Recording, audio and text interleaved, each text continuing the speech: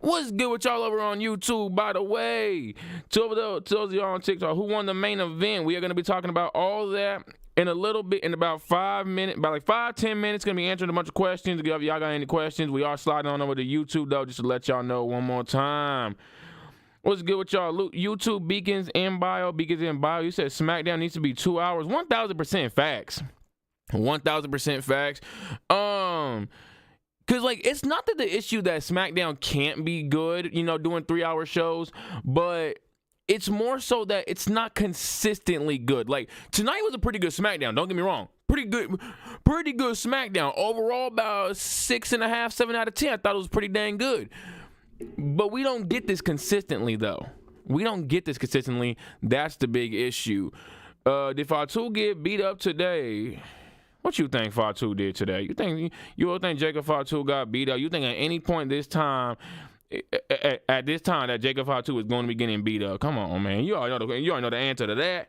You already know the answer to that, man. Come on.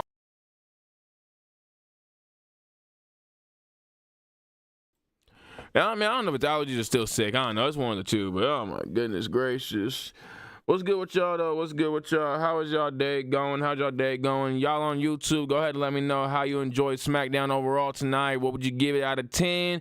For those of y'all on TikTok, we are live over on YouTube. Also, I got a men's Royal Rumble video prediction video. I got a women's Royal Rumble prediction video. I also got a Nightmare Factory video. I think y'all should, a Nightmare Family video that y'all should definitely check out. I hope Damian Priest, Jacob Fatu, or John Cena win the Royal Rumble. Well, hey, that's a great. I mean, I could have transitioned it like that. Said I got a men's Royal Rumble video. What's good with you, Journey? What's good with you, Journey? Glad to have you in again. You've been pretty consistent this week. I'm glad to have you in here, man. You be asking a lot of questions and all that. I really like that. Really like that. I feel like this SmackDown was a 7 out of 10. Facts. I feel the same way. You know, it was pretty good. But I think we can't continue to get these 3-hour SmackDowns if they're going to only be pretty good. This is a great question over here. Evan on TikTok says, how you not going to have Cody on SmackDown before a Rumble? I do not know. How the heck do we not have Cody Rhodes on SmackDown? I thought that was really dumb. What's good with you, Boundless? I thought that was really dumb in my opinion. What's good with you, Glee? Another person that's been consistent in here. I'm glad to have you in here again. Mello versus... Oh, brother. We're not calling this man Big Jim. The man's name is not Big Jim. That man's name is Jimmy Uso. I'm not calling him Big Jim. I know Roman got a nickname and Jay got a nickname and Sammy got a nickname. We're not calling this man Big Jim, though, bro. We need a better nickname than this because ain't nobody going around calling this man Big Jim. We can't do that, man. Have Fatu come in at 1 and have him just crash out. That'd be funny as hell. Jimmy has to win the U.S. title. I'm feeling it. I'm kind of liking what Shinsuke's doing. Right now with this whole little backstage stuff. I'm liking it. You know, it's doing something with him at least. A little mysteriousness. I don't know what he's doing. He's just stalking everybody, but I guess that's the character he's gonna be playing. You know, he's kind of like a little samurai, just hiding in the shadows. Though he's not like a real samurai that like go at you and all that.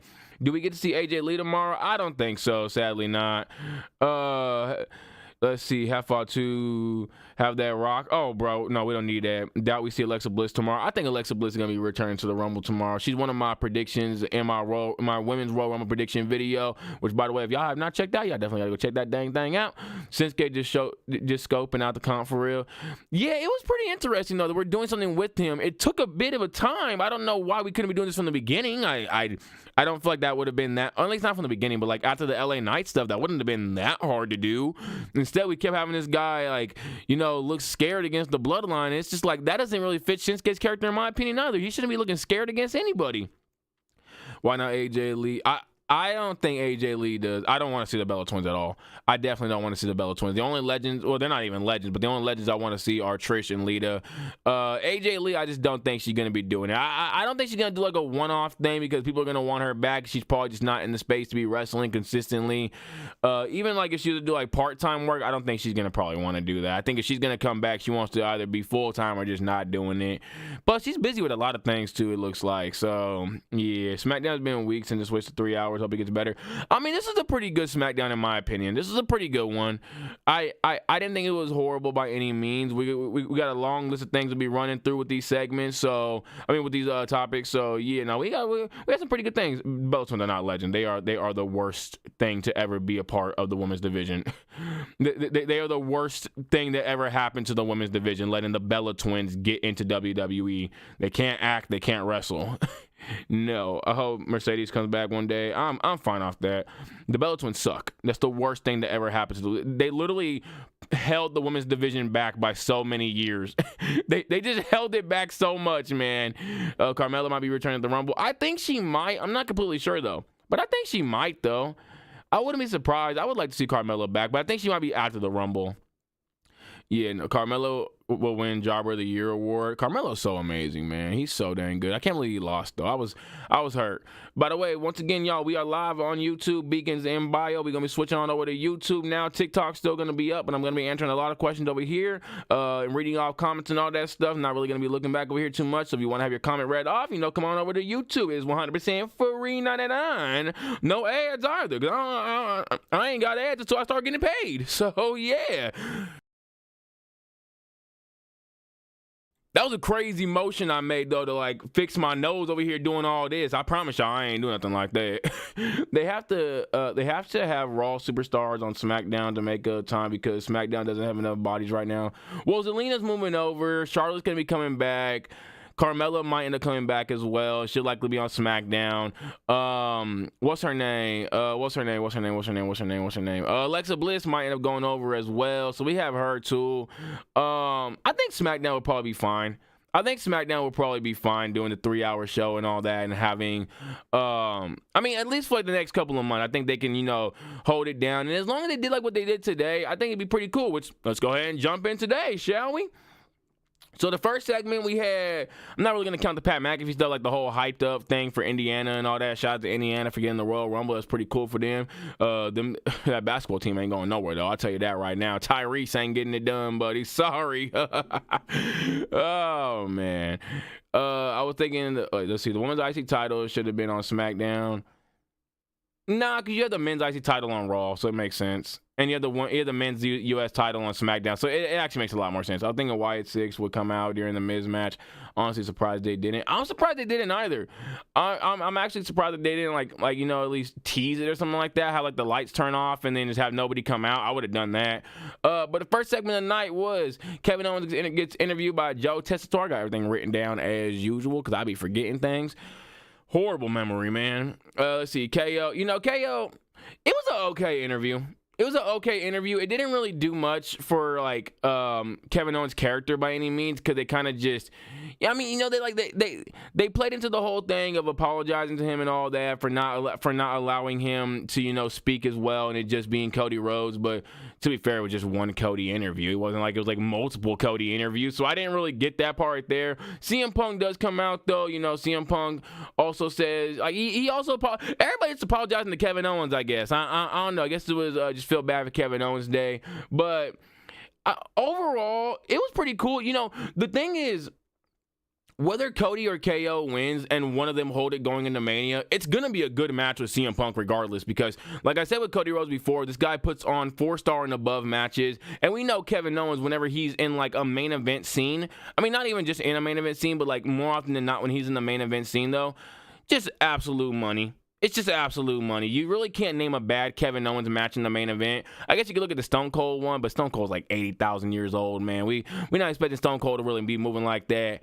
So yeah, no, I mean, if we do end up getting KO versus CM Punk at WrestleMania, I'm not completely mad about it. I think CM Punk likely does win that match though if that happens. Although I think like if Cody wins like tomorrow at Rumble, I definitely think CM Punk is gonna be losing at Mania because I think Cody's gonna hold it for just a bit longer. But I don't even. No, I think Cody does retain. I don't think you need CM Punk to be the WWE Undisputed Champion. But KO versus CM Punk would absolutely cook.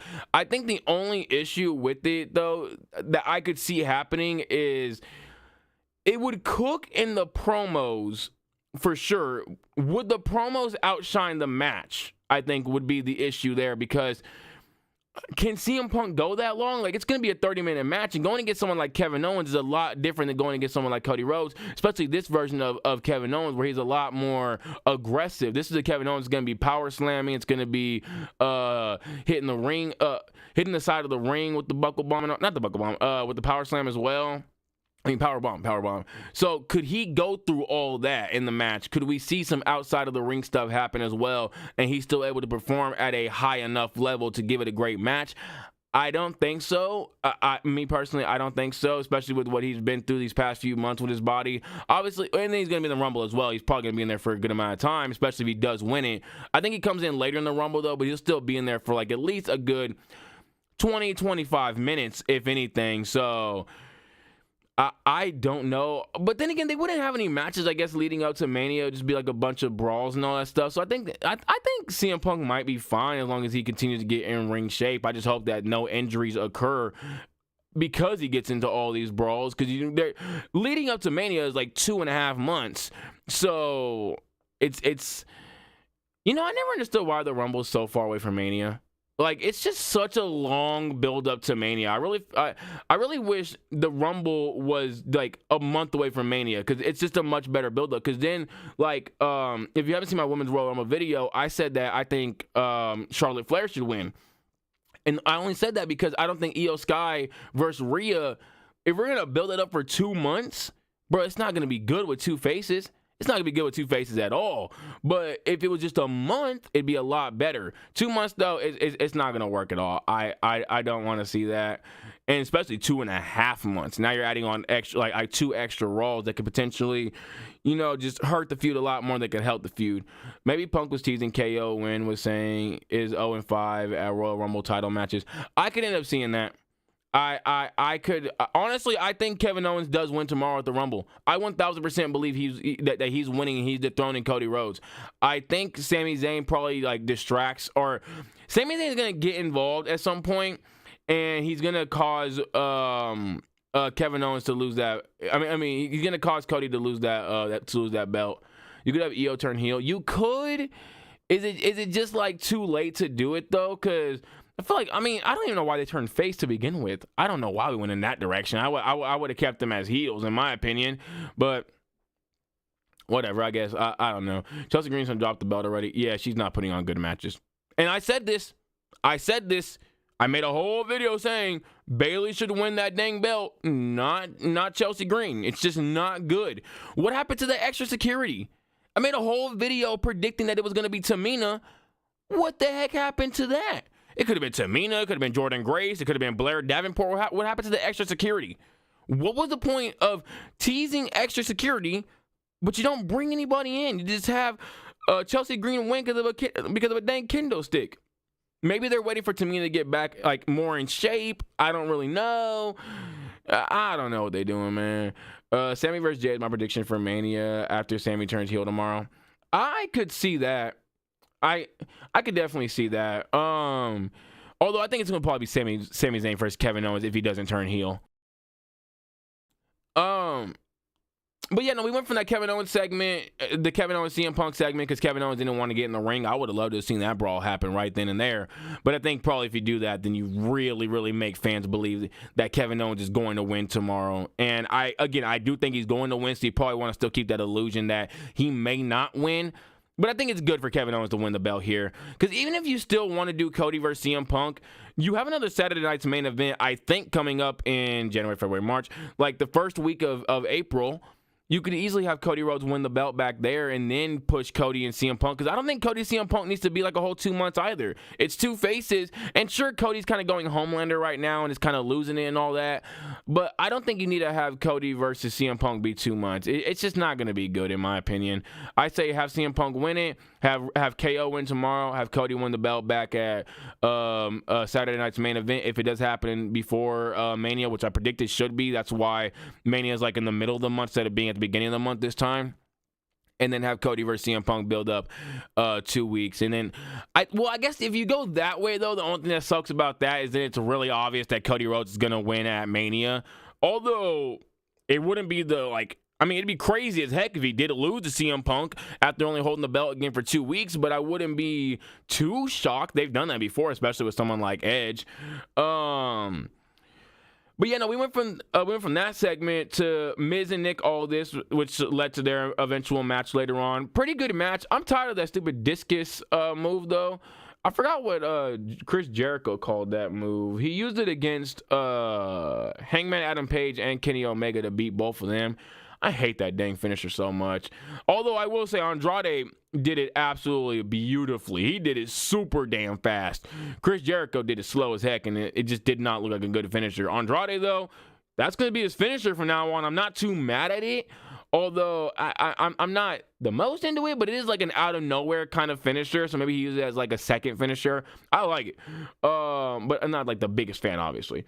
Ilya returned to Rumble. Nah, he's like a good... He's like a good 2 to 4 months away. I think he probably returns in either January. He tore his ACL in September. He had the surgery in October, so it'd be like November, December, January would be the 4th month. February would be the 5th month. March would be the 6th month. So if not March, April, then May. So, like, one of those two, I think he returns the Raw after WrestleMania, especially if Gunther is still holding that belt. And they probably go into the big Gunther-Ilya feud. I don't know if Ilya takes the belt off him at that point. I think you definitely could do that, but I probably would not have him win it so damn quickly after coming back. But I think they could also push that feud, and then Ilya eventually dethrones Gunther for that belt. I think you could go with that direction. And honestly, I would like that a lot because I want to see Ilya be at top. I think he's just... much better than Gunther, in my opinion. Somebody's earlier said, too, I got into like a weird little debate with somebody earlier where they said that Gunther hasn't had a lot of time with the belt to really build it up, that we're rushing it. Buddy, it's been how many months now? He won it in August, September, October, November, December, January. That's 6 months, man. Yeah, that's 6 months. What you mean you can't build it up in 6 months? Seth Rollins already did pretty dang great with it. Damian Priest, he did pretty cool with it. What is Gunther going to do for the next however long his reign is? Like, let's just, like, hypothetically speaking, let's say Gunther's reign ends next WrestleMania. What does this man do from February all the way to next April? He doesn't do anything with the dang belt. He probably has an Ilya feud in there, maybe a Cena feud. And what else? I think maybe Sami Zayn wins Rumble next year, and then maybe he goes on to fight Gunther at WrestleMania. But like, no, bro, it's been 6 months, bro. If you can't elevate if you can't elevate the World Heavyweight title, coming off the big old run you have with the IC title, I'm cool off you, man. I'm cool off you. It shouldn't take that dang long to elevate the damn title. He should have already did it because he did that with the IC title within like 6 to 8 months. So nah, I'm cool. We not like somebody said, that's plenty of time. That's plenty of time. We not doing this, bro. Nah, we're not gonna be copping pleas for folk. Okay, that's what we not doing. All right, someone said give Chelsea Green time. No, take the belt off of Chelsea Green already. It was a horrible decision in my opinion. She's doing nothing with the belt. Mind you, I guess the feud with Meechin is just not that interesting, but she's doing nothing with the belt. She's doing absolutely nothing with the belt at all. It's been just a boring run so far. I just, even the character's just not really hitting for me either.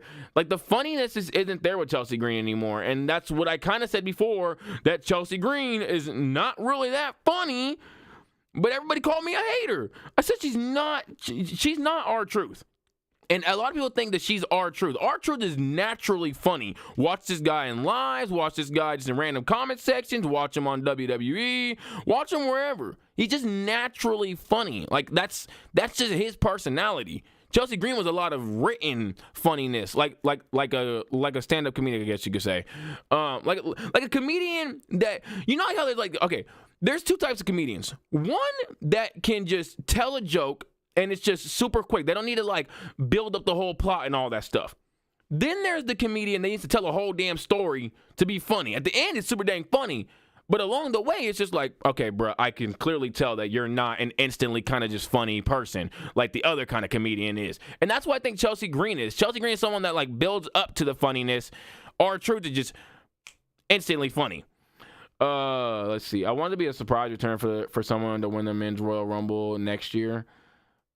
I mean, we could have that happen. We could. I just don't know, I guess, who it would be right now because nobody's out, really. I like Ilya, but Ilya's not going to be out till next Rumble. A month is enough time for Chelsea Green. Yeah, I would get that belt off of her, in my opinion. I would get that belt off of her. His match with Cody was good, but wasn't for either of their belts. It was just a dumb match, in my opinion. I didn't really care for it, and I think he should have probably won that match as well. But yeah, we had Miz and Nick Aldis. You know, they had a conversation. Miz said he had slapped the hell out of Andrade. Andrade appeared behind him like they normally do because apparently Andrade is just apparently every wrestler is like a ninja, and they just can't be heard opening a door. I have to believe that dang GM office just doesn't have doors, because how is it that every time someone's talking mess, here comes the other person behind them, and the freaking person that's talking mess never hears them open a door or anything like that? Like, you're telling me you can't hear a door opening? Really? You're that deep into a conversation that you can't hear a door? Nah, man, come on, stop that. It could be Finn Balor. Buddy, I'm going to tell you right now, the days of pushing Finn Balor to the top are over. Them days are over. Look, man, Finn Balor's one of my favorite wrestlers, man, but them days are over. Dunzo. They ain't ever happening again, man. This man couldn't even get over after literally costing Damian Priest, who everybody loved, who was getting racist shit said to him. He still couldn't get over. People said they didn't care about him. Nah, man, it's over. It's over, Finn, man. I'm done with Finn Balor. But we finally had the first match of the night, though. It was Jimmy versus Carmelo. Like I said, I think a second ago, we had Shinsuke stalking Jimmy Uso. I put Jay Uso. We had We had Shinsuke stalking Jimmy Uso. I keep almost saying Jay. When he's coming out to the ring, I thought that was pretty interesting. Looks like Shinsuke is going to kind of go on some... I don't know what he's doing right now, but it's pretty interesting. You know, he's kind of more so playing a ninja. I guess we kind of thought he was a samurai, but it's more so a ninja, so that's pretty cool. Maybe this guy's going to start, throwing shurikens at people and all that. That'd be the funniest. Bruh, if Shinsuke goes on a whole ninja arc, I swear, if they're doing this for Assassin's Creed Shadows and he just drops this whole thing after the game drops, I'm going to be mad as hell, man. But I would have loved to see Shinsuke Nakamura just be just be in the rafters and throwing kunai and shurikens. It'd be the funniest thing ever, bro. Oh my god. Or he gets into a match with somebody and just drops a little smoke bomb and then just dips out of there. But obviously we're gonna see him dipping out of there, so it's gonna be a big old smoke bomb and he's just running out. Everyone's like, hey, he's over there. Go get him. He went that way. It'd be the funniest shit ever. Unless they be like Randy Orton, they're like, nah, he went the other way. Which Randy is still a real one to this day for not telling on R-Truth. But yeah, no, Jimmy and Melo had a really good match. They have awesome chemistry with each other. By the way, Melo was talking mess about Tyrese Halliburton, and I love it, man, because Tyrese ass.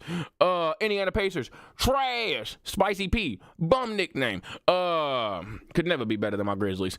But yeah, no, it was a pretty good match overall. This one was not as good as the last one. I'm kind of sad too, because the last one got ruined by the Jacob Fatu stuff. This one was just so dang. It had the potential to be so good, and it was just so dang chill. I was watching it. I was thoroughly entertained by it. That first 48 where he caught Jimmy Uso just right off the ropes. Right at the air. Oh my god, bro! I cannot wait for Melo to finally get a push. I really cannot wait for Melo to finally get a push, man. He's so damn good. He is so damn good, dude. We need to give Melo a push at some point in time.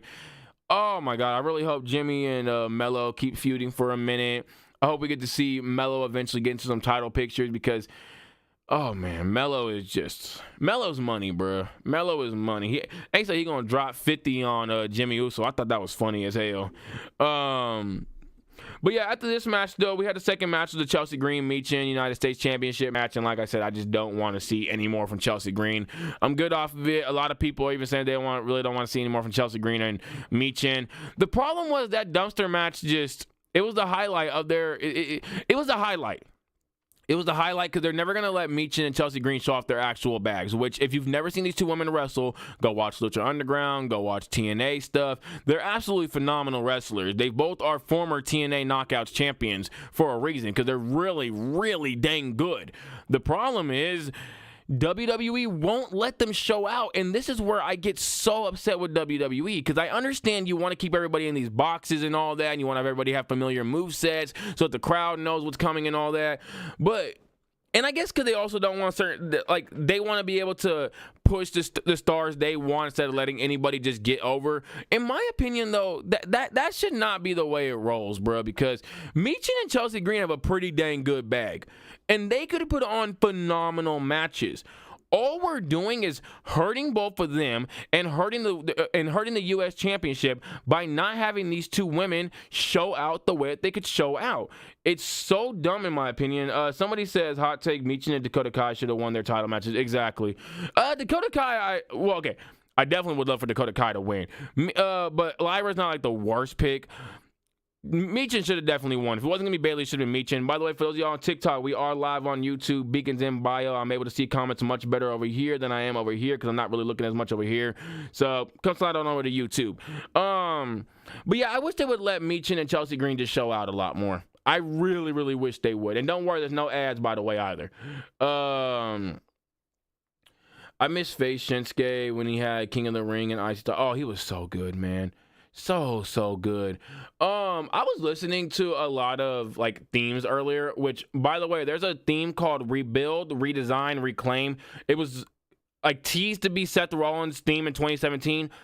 Phenomenal. Down straight does not miss. But Shinsuke might have some of the best old theme, current theme in WWE. Because I like Roman Reigns' new theme. It's not the worst thing in the world. Does not even touch his old theme.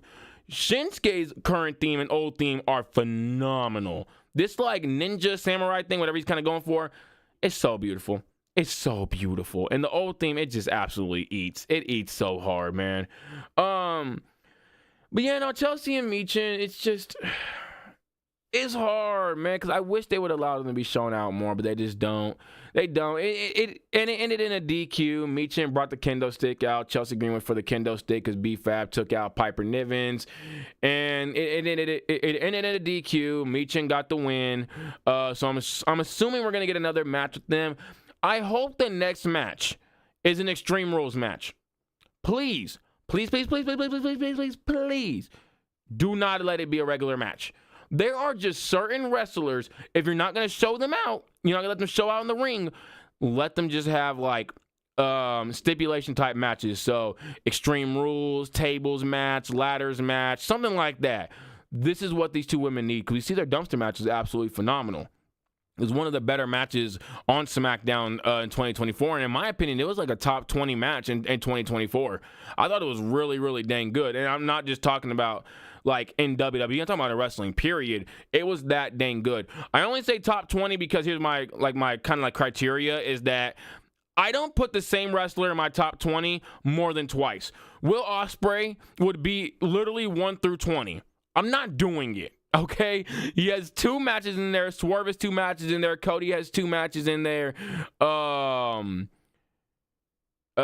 else has 2 matches in there. I can't remember who else has 2 matches in there. But like, I only put wrestlers twice. So yeah, I have Michin and I have Michin in there twice as well because Michin and Nia Jax was a top 20 match for me in my opinion. No, top 25. My bad. Top 25. But like Michin and Chelsea Green was like a top 20 match. That dumpster match was so dang good. But yeah, so yeah, I wish they would just let them show out more. Also, next up, we got the Bianca and Naomi were interviewed by Byron Saxton. It's looking like whoever attacked Jade is going to get revealed tomorrow. Now, if you follow me on TikTok, I just dropped a video where I said I think Liv Morgan and Raquel were the true attackers behind this whole entire thing. I think WWE is pivoting because we've been holding on to this story for a minute now, okay? It's been like a month and a half, it's been what, since like October? It's been since October that we've been doing this, man. I think WWE held out for it because of the fact that, and I know I dropped my Nightmare Family video, and I said in the video that Naomi might have attacked Bianca out of jealousy. Might have attacked Jade out of jealousy. I still believe that to be true. I still hope that to be true, actually. But it's very possible that WWE is pivoting and going with Liv Morgan and Raquel, because I said in the video that I think if anybody can, bring these titles back to like glory, it'd be Liv and Raquel, because Liv is just absolute money, and you're gonna have Dom around her, and I think Dom's gonna have a really big 2025.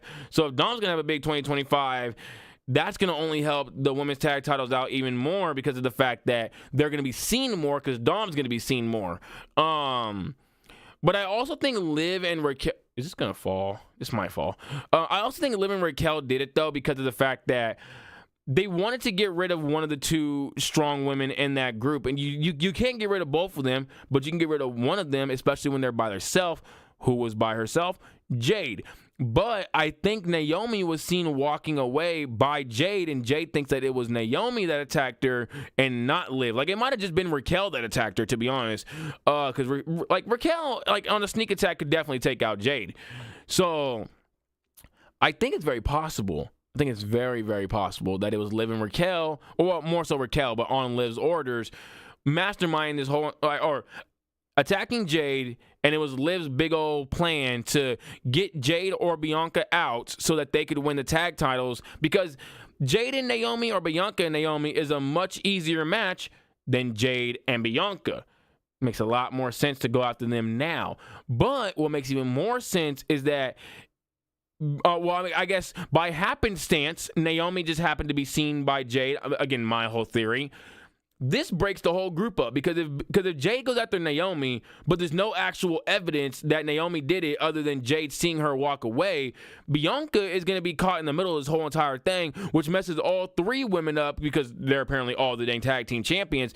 Might have to vacate it because Bianca doesn't want to be around them, or they get into a match and, Bianca and Jade, or Bianca and Naomi, whoever the heck it is, they're all, Bianca is not going to be thinking clearly. She might lose because like a quick roll up or something like that, or she might get caught off guard with an oblivion or something like that, and that causes Liv and Raquel to get the belts. And then I think what would happen afterwards is a big old brawl would ensue. Not right afterwards, but maybe like the next SmackDown. A big old brawl would ensue between these three women, or two of the three women at least. And Bianca's trying to break it up, and here come Liv and Raquel just laughing on the jumbotron and being like, "We played you guys the entire time," and then the actual video just releases.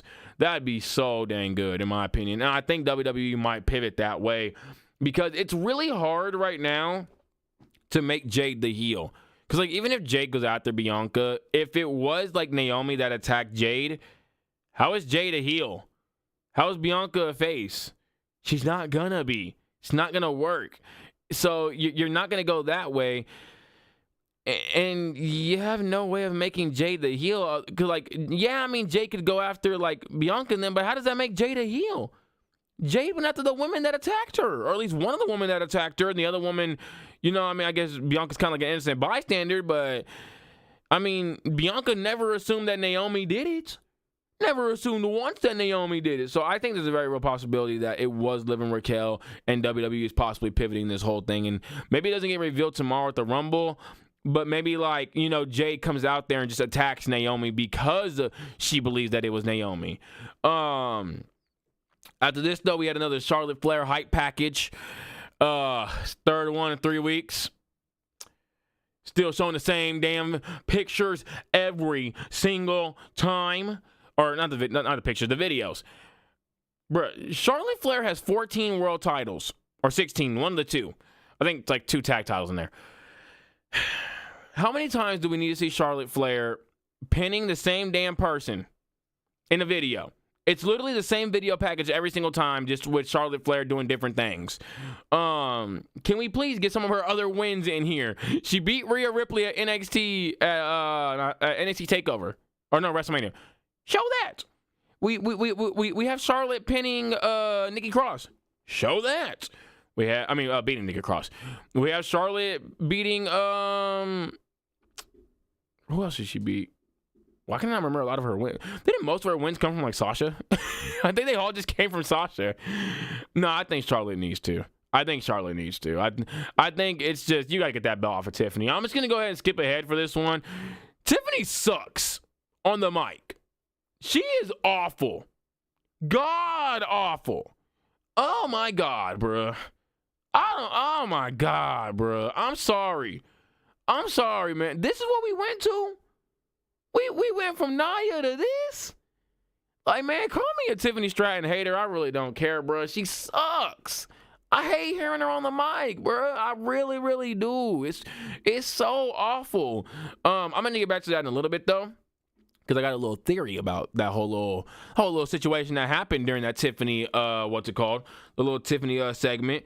But next up we had Damian Priest coming out, and he declared not only did he declare for the Rumble, which freaking sucks, because I should have waited after SmackDown because I didn't put Damian Priest in my dang video. Also, Santos declared, and I took Santos out for Andrade because I wanted Andrade to be in there, and I took Andrade out at one point for X-Pac. So it sucks because Santos was there and I took him out, and then Damian Priest is now there.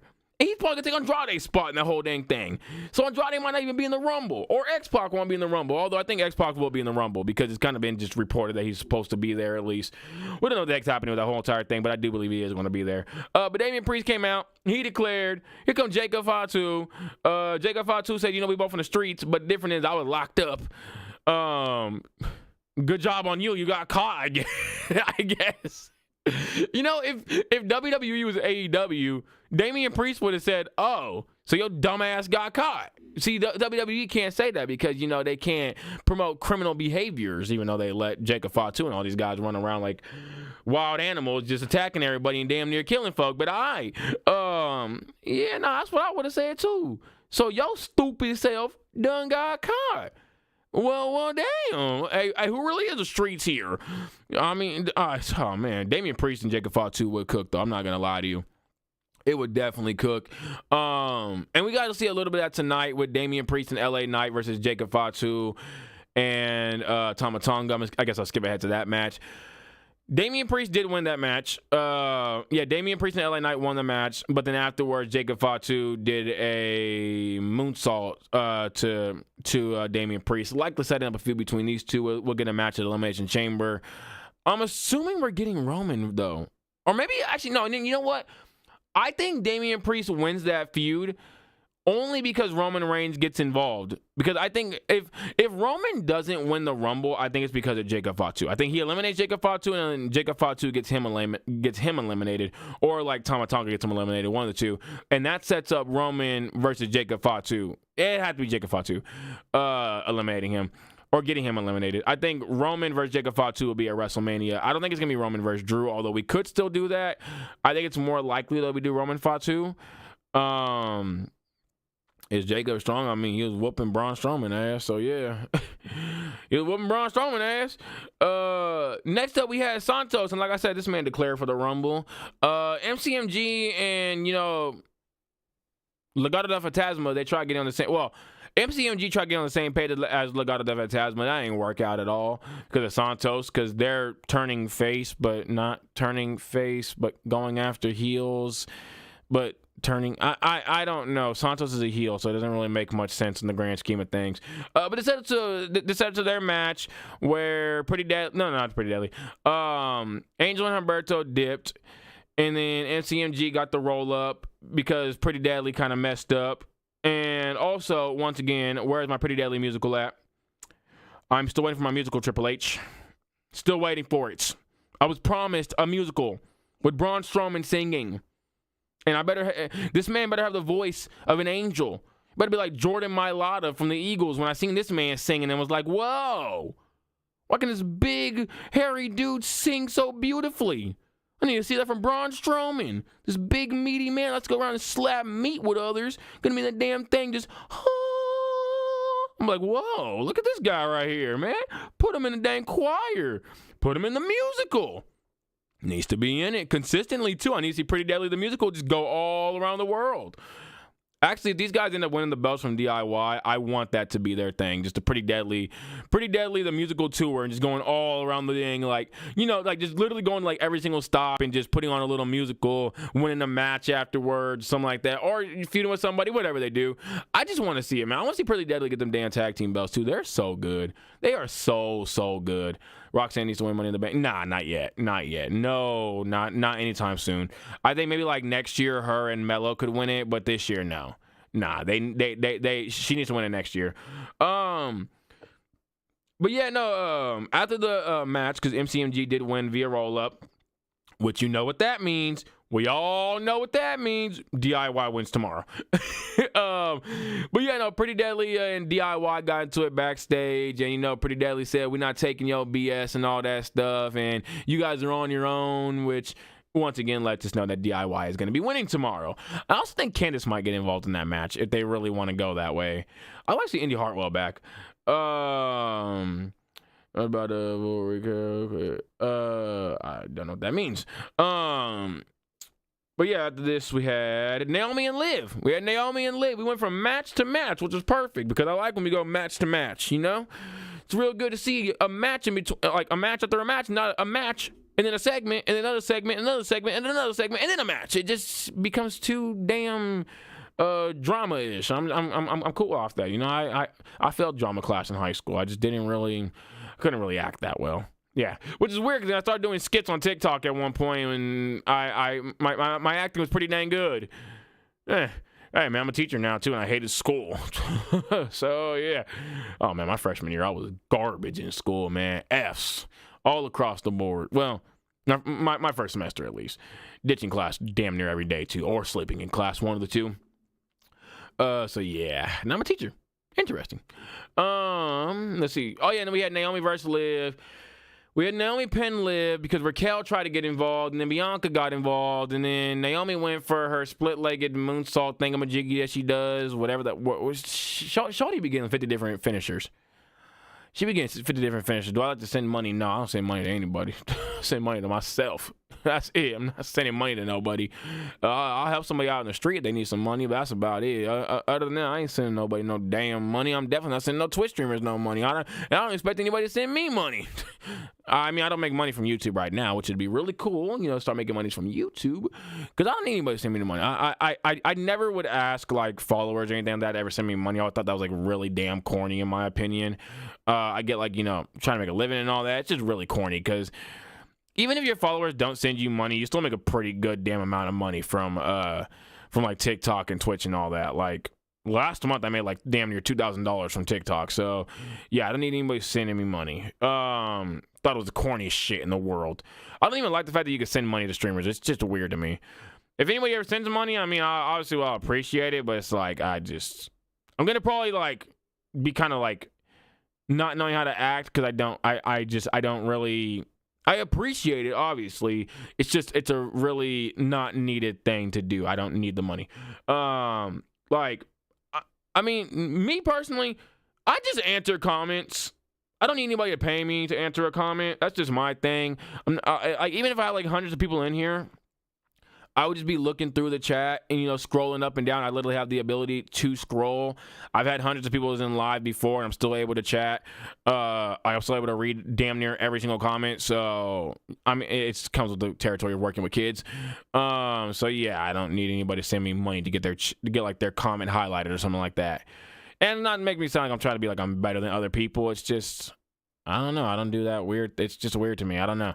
But, yeah, no. That whole thing happened, and then Naomi and Bianca got beat up, and then I guess Raquel and Liv's new finisher is Liv Morgan being power slammed onto their opponents.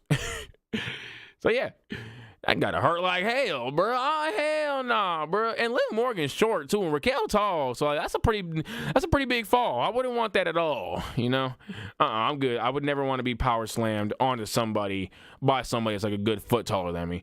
The next match was Miz and Andrade. Like I said earlier, Andrade beat Miz. Nothing happened. No Wyatt 6. Nothing like that. So yeah, I don't know. I guess we're going to do the Wyatt 6 versus The Miz. I don't really care for that, though. I'd rather have Wyatt 6 versus... I'd rather have, like, Uncle Howdy versus LA Knight, because LA Knight tried to go after Bray. I don't need Wyatt 6 versus Miz anymore. I'm fine. If it wasn't going to be with, the full... like Final Testament as well. I just, my bad. I just don't need it in my opinion. It's whatever to me. I finished my dang soda. I'm trying to use my mouse to scroll on my iPad. Next up, we have the best segment of the dang night. All right, so we had Santos and Damian talking, right? And Damian was like, we homies, I think Santos forgot that they ain't homies at all. He cool with Dom. And then, he tried to bring up Dom. And Damian was like, hey, yo, little man. Hey, yo, little man with your weird beard. Watch your mouth. Watch your mouth before you get your ass whooped. But then afterwards, I called this Friday Night SmackDown. My bad. I meant to call this Monday Night Raw because clearly we're watching Raw tonight. My guy, R-Truth appeared. And, oh, man, if you're telling me I'm getting a tag team between R-Truth and Damian Priest, it's going to be beautiful. You know what? If that's the direction we go with Damian Priest, we gave him his World Heavyweight title run. We gave him, I think, a few U.S. title runs. You got a tag team run in there, Money in the Bank. If this is what he does toward the end of his career and he just does like a funny-ass tag team with R-Truth, I'm 100% here for it, man. Please do it. And then we had L.A. Knight coming there, too. And if we're going to get a faction between L.A. Knight, R-Truth, and Damian Priest, I'm here for it as well, man. Absolutely funny. Absolutely funny, man. It was so amazing. R-Truth and Damian Priest they're just perfect together. They're absolutely perfect. It's like a Nia Bailey match. It just always hits. R-Truth, Damian Priest, that needs to be a tag team in 2025. I need to see them win some tag team gold at some point too. Oh man, I'm here for it. Once again though, we had Shinsuke in the back being a little stalker, just walking. Kind of looked like he was checking folk out too when he was doing that, because he was like just looking up and down. He's just, I don't know. Maybe he thought Damian Priest was looking good in the tights. I don't know. It is bisexual Undertaker. After all, maybe it's bisexual Nakamura too. But yeah, we had him looking in the background. So again, it's doing that whole little thing that he's just like alluding to who the heck is next, or it's alluding to who his next target is gonna be. Whether it's Damian Priest, whether it's Jimmy Uso, whether it's still L.A. Knight, who the heck knows. I think you should go with L.A. Knight again, though. Maybe not. Maybe you go with Damian Priest is going to feud with Jacob Fatu, so maybe you go Jimmy Uso. I wouldn't mind that too much. Also, what is the Bloodline doing? The OG Bloodline, to be specific. Jimmy Uso, Jay Uso, and Sammy Uso were all with Roman Uso, and we just broke the whole thing up.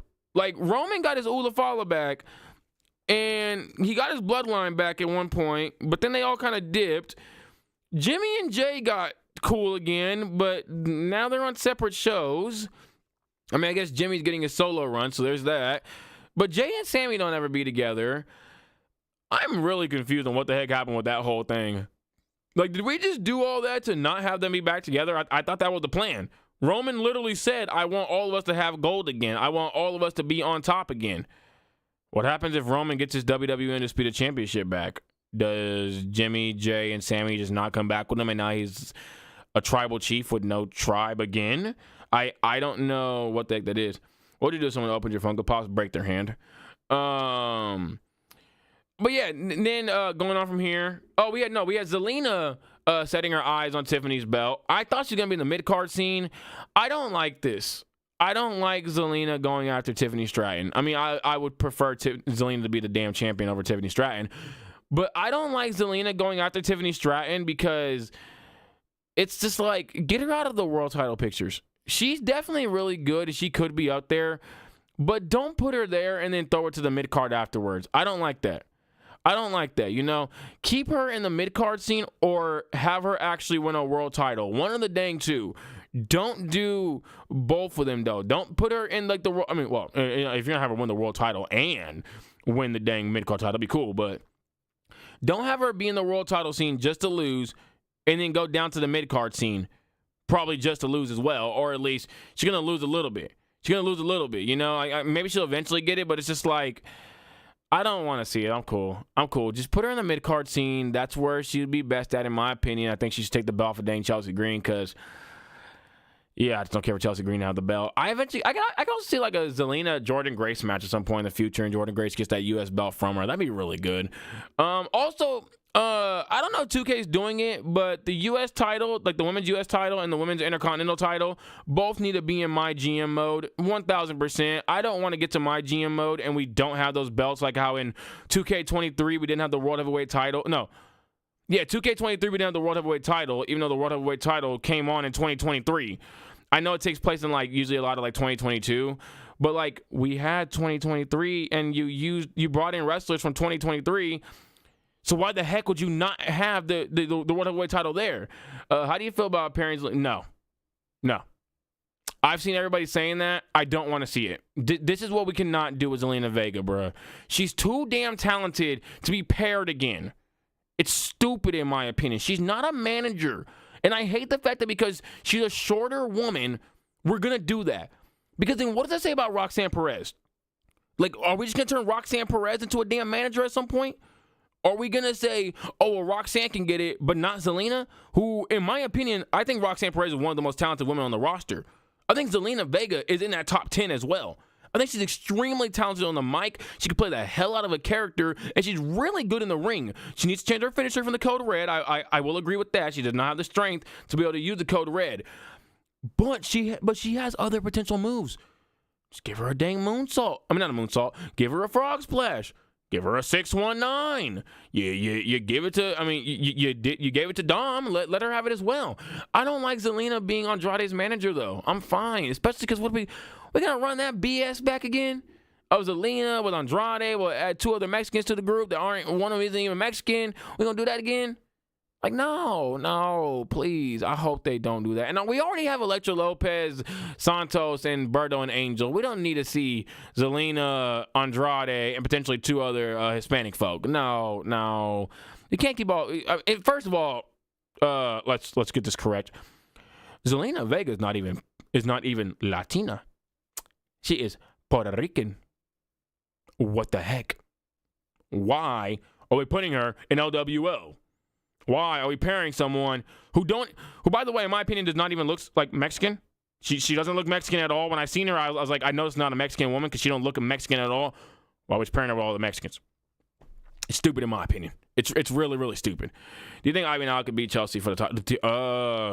I mean, I'd rather see Ivy with the belt than Chelsea, but someone I don't want to see with a belt either, in my opinion. Although it doesn't make sense to have her with the U.S. title because, American made and all that. But yeah, no. Again, I would love for Zelina to take the belt off of Tiffany Stratton. I think it'd be absolutely perfect, but it's not gonna happen because it's gonna be Charlotte Flair. But speaking of Tiffany Stratton, I want to touch on this. Like I said earlier, Tiffany came out, did some talking. Nobody cared because you can't talk on the mic at all to save her life. Candice LeRae came out and was talking hot mess to Tiffany. And then Tiffany pinned her into the corner and was like getting in her, kind of like I guess little sistering her. She speaks Spanish. She speaks Puerto Rican. It's similar, but not the same. Yeah, it's similar, but not the same. Are we talking about Zelina or Chelsea Green? Because Zelina does not speak Spanish. I mean, she might know Spanish as well. Because if you know Puerto Rican, it's pretty easy to learn Spanish as well.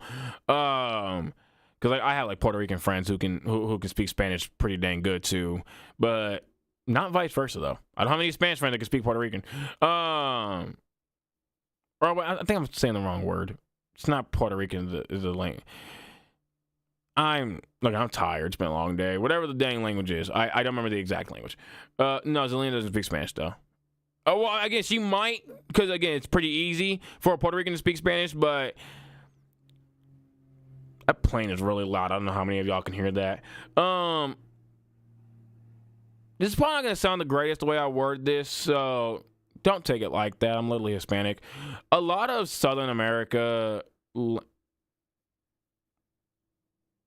besides, Puerto Rico. No, Puerto Rico actually has a lot of similarities, though. A lot of the languages kind of just result from Spaniard, to be fair. Kind of all sound like similar. Like the way it's like said. Or like not similar, but there's similarities in the speeches because a lot of them originate from Spaniard. That's what I'm trying to say. I had that same conversation with one of my coworkers the other day where I said I wish American schools would just teach Mexican Spanish and not Spaniard Spanish. And she had said that it's because like Spaniard is able to be known by like if you know if you know Spanish, you can whatever kind of like Spanish you know in like where, no matter where you came from in Southern America, Spaniard is gonna be able to translate. You're gonna be able to understand what it says, as opposed to like understanding what like Mexican Spanish is or like Brazilian is and stuff like that. So it's the reason why. Again, she might. I wouldn't be surprised if you know Spanish. I wouldn't be surprised at all. Again, if you're Puerto Rican, most Puerto Ricans can pick up Spanish pretty dang easily. But she's not. But Puerto Ricans don't speak Spanish. Again. Anyways, off of that lesson, this is not a history class. What I was trying to say was, so Candice is getting little sistered by Tiffany Stratton, and it was pretty interesting because Candice says, "Move out the way." She tells her to move when Nia Jax is coming in to hit Tiffany. Now, I think one of two things: either A, she was letting Tiffany Stratton know, like, hey, yo, move, because you need a move right now. Just letting her know that that's her like time to move out the way so she doesn't get hit. Or B, Candice LeRae is playing both sides. I think she's playing both sides. Maybe she is working with Tiffany. Maybe she's not. Maybe she's just playing Nia as well. But I don't understand what would be her reasoning for playing Nia. Like, what do you gain from Nia now? Because, okay, so, again, if you're following me on TikTok, I said a few months back, I would have loved to have seen a faction between Nia, Candice, Tiffany, Indy, and somebody, I think just those four women. And Nia's like the head of it. And eventually, Candice gets Nia and Tiffany to feud with each other, gets Tiffany thrown out.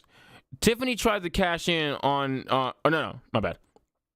Gets Tiffany thrown out, and Candice and Indy were plotting the whole time to get the belt from Nia. This causes these two, once Tiffany's gone, to jump Nia, and then here comes Candice to eventually get a match against Nia. That's what I thought was going to happen. Now, that didn't happen at all, obviously. So I don't know what Candice would gain from betraying Nia now. It wouldn't really make much sense, in my opinion. So yeah, I think it might have just been more so a thing of that's so weird. Okay. I read a comment. What's it saying? Oh yeah, it'd be weird not for Candice to go at Nia. It wouldn't really make much sense to like betray her now. Like, what do you gain from it? I don't really see the point. So yeah, I think it might have just been like telling her just to move because that was her cue to move. And then the last thing we had, who the hell is Jack? I put LA Knight and Damian Priest versus Tama Tonga and Jock. It's Jacob. Jacob fought too. Who do you think gets the biggest pop tomorrow? I think Becky Lynch. Because she hasn't been there in a minute. Like, John Cena already got his big old pop. I think it's Becky Lynch. If she does return. Now, if AJ Lee returns of all people, oh my gosh, it's AJ Lee easily. It is AJ Lee easily. The last thing that happened tonight that we could talk about is LA Knight and Damian Priest versus Tama Tonga and Jacob Fatu. Overall, pretty dang good match. It does look like it's alluding to Jacob Fatu and Damian Priest. Like I said, might have a match at Elimination Chamber. Here comes Roman Reigns to get involved in that match, costing Jacob Fatu, leading to Roman Reigns versus Jacob Fatu at WrestleMania. I could definitely see that happening. Be a pretty dang good match. And I think Damian Priest and Jacob Fatu would also be a really good match as well, because you could play into like that whole little street elements with both of these guys if you want to do like a 1 month feud or something like that. Interesting that we went this way. I thought Damian Priest was immediately going to start jumping into some like U.S. title scenes, because obviously he had held the U.S. title before, and I think this U.S. title run might be a lot different for him and a lot better for him. So yeah, I don't know what's going on with that, but really good match overall. Damian and them did get the win, and then Damian got taken out by Jacob Fatu, and obviously, in typical fashion with SmackDown, there probably was more to that attack that we just didn't get to see because it had cuts. I can't wait for it to get to Netflix already. It's the first time I ever said I want something on Netflix also, because I don't really care for Netflix. Sorry that just dropped frames. I just realized it dropped frames. I don't know when Solo is coming back. I think Solo goes on his Roman Reigns arc. I think he goes out for a while, maybe like a good part of this year, and then comes back towards like the end of it and starts wrecking havoc. Because Solo Sikoa is somebody that I think still has a lot to do in WWE. He's only like 31 years old. Next year, I think this year he'll only be 31, if not last year. He's a guy that I think could definitely be in the future plans for WWE, and not just a guy that's going to be like a one-off and, you don't really use him ever again, anything kind of big. I think he's going to be in very, very big plans for WWE. And I could see him being a future main event star. I think they really could, like, give him a new look. Maybe they go like a bit more of like a buff look for him. Maybe they go like just I was about to say like a longer hair look, but now we're literally just making Solo Reigns or Roman Sikoa. I'm pretty sure they're gonna do something with him though, because there's no way they're just dropping the ball with him this quickly. He's really, really damn good. I think he might even come back and feud with Jacob Fatu, and that's at their match at potentially Royal Rumble. I don't think it needs to be like a WrestleMania match. Maybe at like SummerSlam or something like that. But then again, you probably don't want to do Solo coming back at SummerSlam. That'd be kind of weird.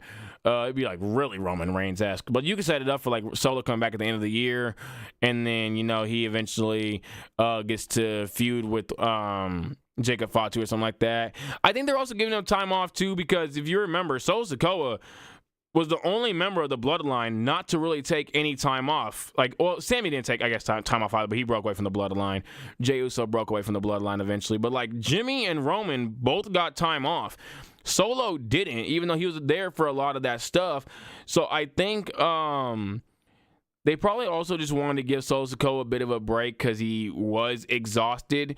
He's been working out a lot. I mean, he's been working a lot. He's definitely getting a Worldwide Championship run, especially since he beat John Cena.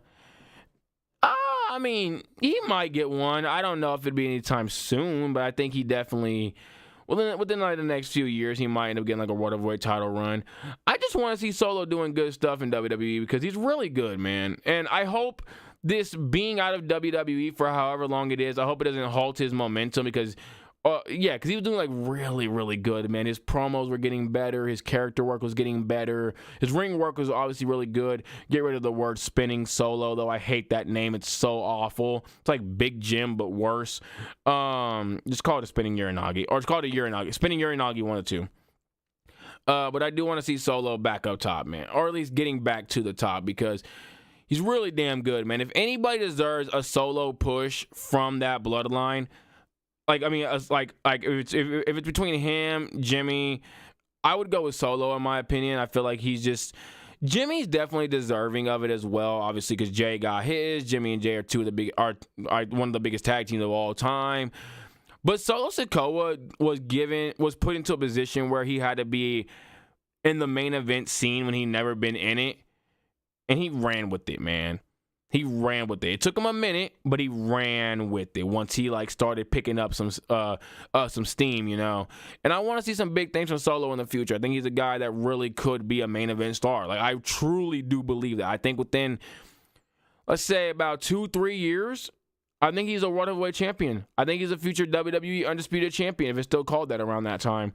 I really think he might be one of the guys that starts carrying the company. I know a lot of people don't really like to speak on him a lot because they think it's Jacob Fatu. And mind you, Jacob Fatu is really dang good on the mic. This guy said, "Hey man, you might get braids and all that, but when you come around me, don't get it twisted." Oh my God, that shit was fire. This man, Jacob Fatu, was in that cell writing some rhymes. I could tell this man's been a rapper at one point in his life. Oh, my God, bruh. But I just want to see a lot from Jacob Fatu because I think his character work is definitely up there. I think his ring work is really good, too. I don't think he gets enough credit. I feel like Jacob Fatu, and this is no diss to him, Jacob Fatu gets hyped up because of how athletic he is for a guy his size. Solo Sikoa is just as athletic. He can't do a moonsault, but he can do a lot of things. I've seen him do the same move that Zilla does. That Superman spike. I've seen him do it. Or the Superman Samoan spike. I've seen Solo do that. I've seen Solo hit an amazing spear. I've seen him do an amazing, like his spinning Uranagi is really good. His pop up Samoan slam is really damn good as well. Even his frog splash is really good. I think Solo Sikoa needs to be given a lot more credit than he deserves, than he's that he's earned. That folks just don't give him. I feel like because Jacob has like one move that's separate from a lot of the other Samoan wrestlers with that moonsault. They don't look at the rest of his moves and be like, it's really just what they give every other Samoan wrestler, like Solo, like Jimmy, like Ray, like Jay. Ray is not Samoan. Like Roman, like Nia. It's a lot of the same moves. So it's just Solo. I mean, Jacob has that dang moonsault that looks so phenomenal, but the rest of his moveset is just very similar to Solo's and all of them. So I don't think like Jacob clears by that much. In my opinion, I don't think he clears any of them by that much. I think Roman's way better in the ring. It's still way better in the ring. I've seen this man do a crucifix pin or a crucifix roll up. You know, do you understand how hard it is for a guy that size to be doing a crucifix roll up of all things? That ain't an easy move to do. I bet Roman went backstage and was like, hey, you guys see that? I did it. Probably had 2 thumbs up and everything. But yeah, no, I think Roman is definitely the best of like the Samoan wrestlers right now. But I think like Jacob Fatu, like, you know, definitely deserves a lot of the hype because he's really damn phenomenal. I've seen him on the indie scene as well. But Solo Sikoa deserves a lot of hype as well that he just doesn't get because, see, Solo got a lot of the same hate that Cody got. And that's why I started liking Solo a lot more because I started noticing a lot of this hate is just the same hate that Cody gets, where Roman's not there anymore. So Roman's not the WWE Undisputed Champion. They don't like that. Like Roman stans don't like that. Roman's not the head of the table anymore. It's Solo Sikoa. Roman stans don't like that. So they started spewing a lot of hate towards Solo Sikoa that was very unnecessary in my opinion. I think this guy is a star, man. He has everything to be one of the top guys. I really, really believe it. I know I'm repeating myself, but I really do believe it about Solo, man. I'm excited to see the future for him because he's a guy that I have a lot of stock in. I have stock in him. I got stock in Dom. I got stock in Mello. I got stock in Roxanne. I think these are some of like the leaders, the leaders of the new generation. I think they're going to do fantastic things. Don't get me wrong, Oba Femi and Braun Breaker are also pretty good. We got to see more from Braun Breaker though, man. I got to see more from Oba as well. Oba got a very basic moveset right now. I'm just gonna be honest with you. And Braun Breaker got a spear and what's the name of that move? The Alabama Slam? No, that's a Tiffany. For me right now, Braun Breaker is very Tiffany Stratton-esque, except he's a lot better on the mic. We just got to figure out what the heck we're going to do with Braun Breaker is the issue. Are we going to make him a face? We're going to make him a heel. I think he's a much better face, but if we're going to make him a heel, he cannot be a heel on his own. He needs a manager. It's just not going to work, in my opinion. Speaking of heels, though, I don't know if any of y'all ever seen that Roman Reigns documentary. This guy literally said he did not want to be a face, and not like a face of the company. He did not want to be a face after the whole Shield breakup. That he wanted to continue being a heel because he felt like that's what fits him best. Like that's the role that he likes playing. I don't know why the heck Vince McMahon is so against heels. This guy just does not want heels to be on top. It's like, bruh, you messed up Roman Reigns. I don't get that. Also, speaking of Roman Reigns, because I brought this up now, the Roman Reigns-Randy debates are very hypocritical and very unfair to Roman Reigns. We're going to settle this right now of who's better between Roman and Randy. All-time rankings. It's whoever the heck you decide is better all-time rankings. That's the first take on that. Second of all, everybody that I see doing these dang takes is so hyperly critical of Roman Reigns' lows that they don't even bring up Randy's lows. Let's be real. Let's be real for a second about Randy's lows, because I love me some Randy Orton, all right, man? I hear voices in my head. They talk to me. They understand. They talk to me. I love Randy. But let's be real. Randy might be part of the reason as to why him and Cena never main evented against each other. Because the feud sucked. Can we just say the truth about the dang feud? The Randy Cena feud is overhyped as hell. Overhyped as hell. It's like the Roman Seth feud. Overhyped to the max, except Roman and Seth have a bit more history with each other. Cena and Randy don't have much history, other than just being the two top guys, two apex predators fighting for the top position. Randy and Cena is so overhyped, and a lot of it has to do from Randy's side. Randy was at a big low during that point in his career because he wasn't 09 Randy anymore when him and Cena were feuding. And let's be more real. After 09 Randy, I'll say 2010. No, you know what? I'll be fair. 2011, 2012 to 2019. What was Randy doing? Let's start being real about it. What was Randy doing? He had a feud with Seth. Okay, pretty cool feud. What else? Feud with Cena. I already said it was overhyped. What else? Came back with Evolution. Had a feud with The Shield. Okay, yeah, that's pretty cool. He wasn't really the one leading that thing, but okay, it's cool. What did Randy do? From 2010 to 2019, from 2021 to 2024, Randy has lows. Why can we not admit that about Randy Orton?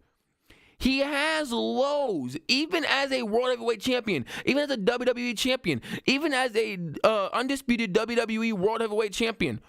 Why can we not admit that?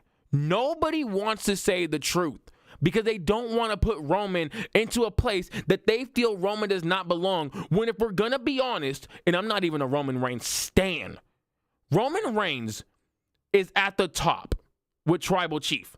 That is the greatest gimmick in WWE history. It's above Undertaker. It's above Stone Cold. It's above John Cena. It's above Randy Orton. It's above Shawn Michaels. It's above Triple H.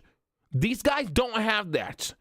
They don't have a gimmick that was able to run 4 years and keep them on top consistently, doing some of the craziest numbers while the matches are still rated pretty damn high. There is still a lot of interest. Let's forget the million-plus viewers. Let's talk about the ratings. We're still really damn good. The ratings for SmackDown were still really damn good. Those are the numbers you need to talk about.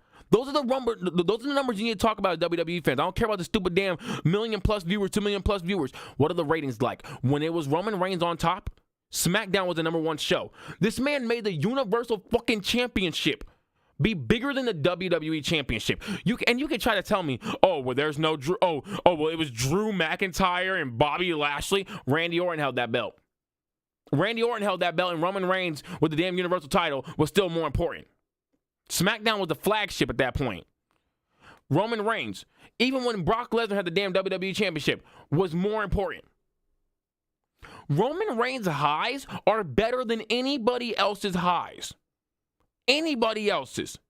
Nobody touches his peak. That's just a fact. I sound like Paul Heyman right now, and it's crazy, but that's a fact. Now, does Roman Reigns have lows? 1,000% yes. Can we chalk those lows up to it being on Vince McMahon? 1,000% yes. Could we also chalk Randy's lows up to being with Vince McMahon? No. Because Randy was allowed to be on top as 09 Randy. He was allowed to be on top as 2020 Randy. So if he was allowed to be on top as a heel, we can't chalk up his other ones when he was a heel doing nothing. We can't do that. That's just, you're not that guy. That's just, you're not the guy. And I love Randy. Think he's amazing. One of the best in-ring storytellers. One of the best character workers. Roman is above him. Even if you take Roman's lows into consideration, even if you don't want to give it a pass and say, well, it's on Vince McMahon.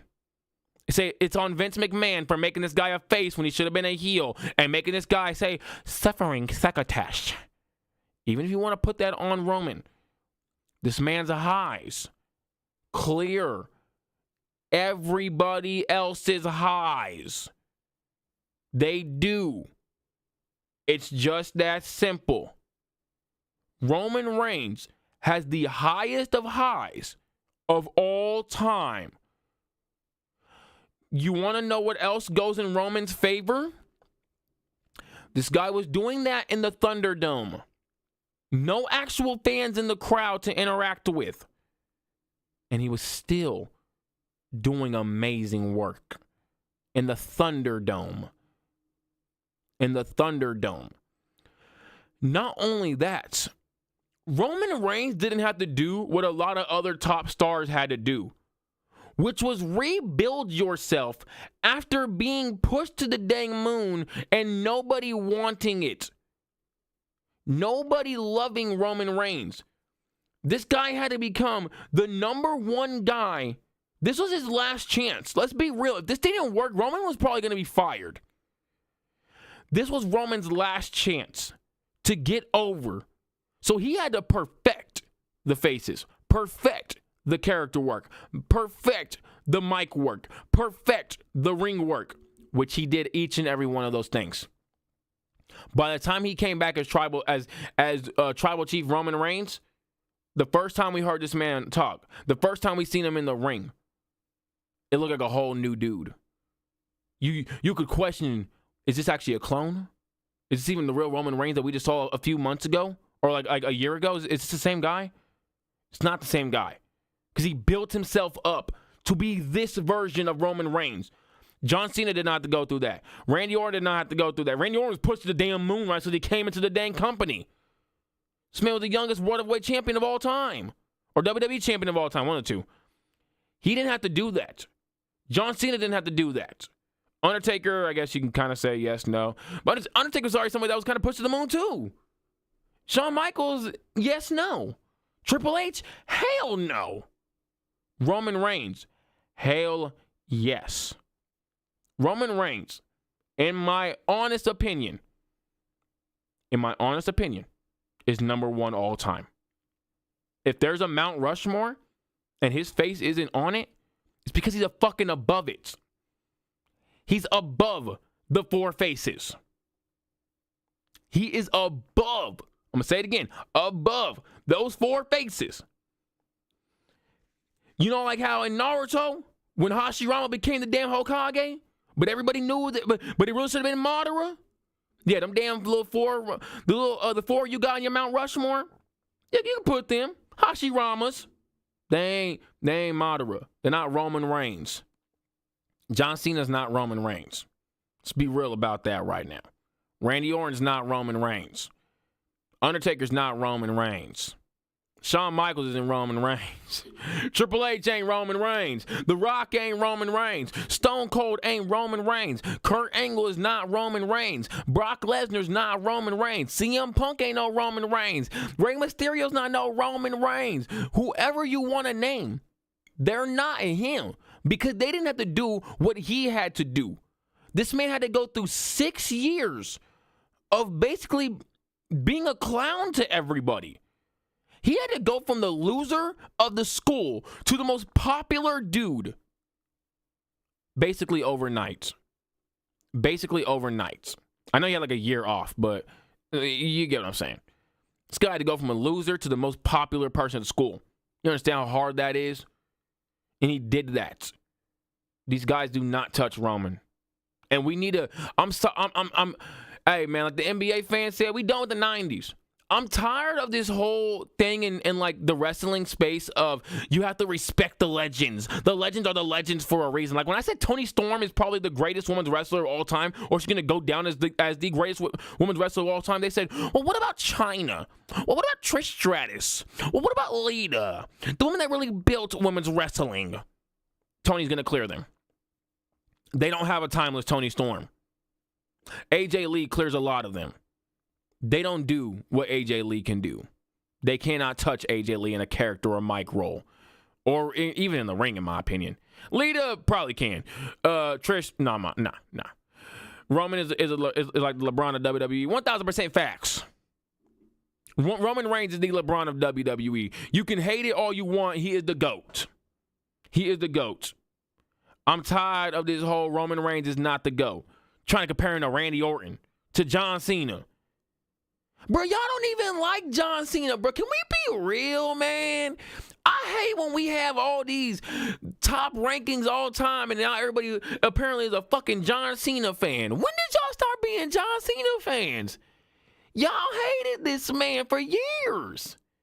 When did y'all become John Cena fans? Cody is better. I love Cody Rhodes. Cody Rhodes is not better than Roman Reigns. Better wrestler? Oh, 1,000%, yes. You go watch indie wrestling, Cody Rhodes clears the hell out of Roman Reigns.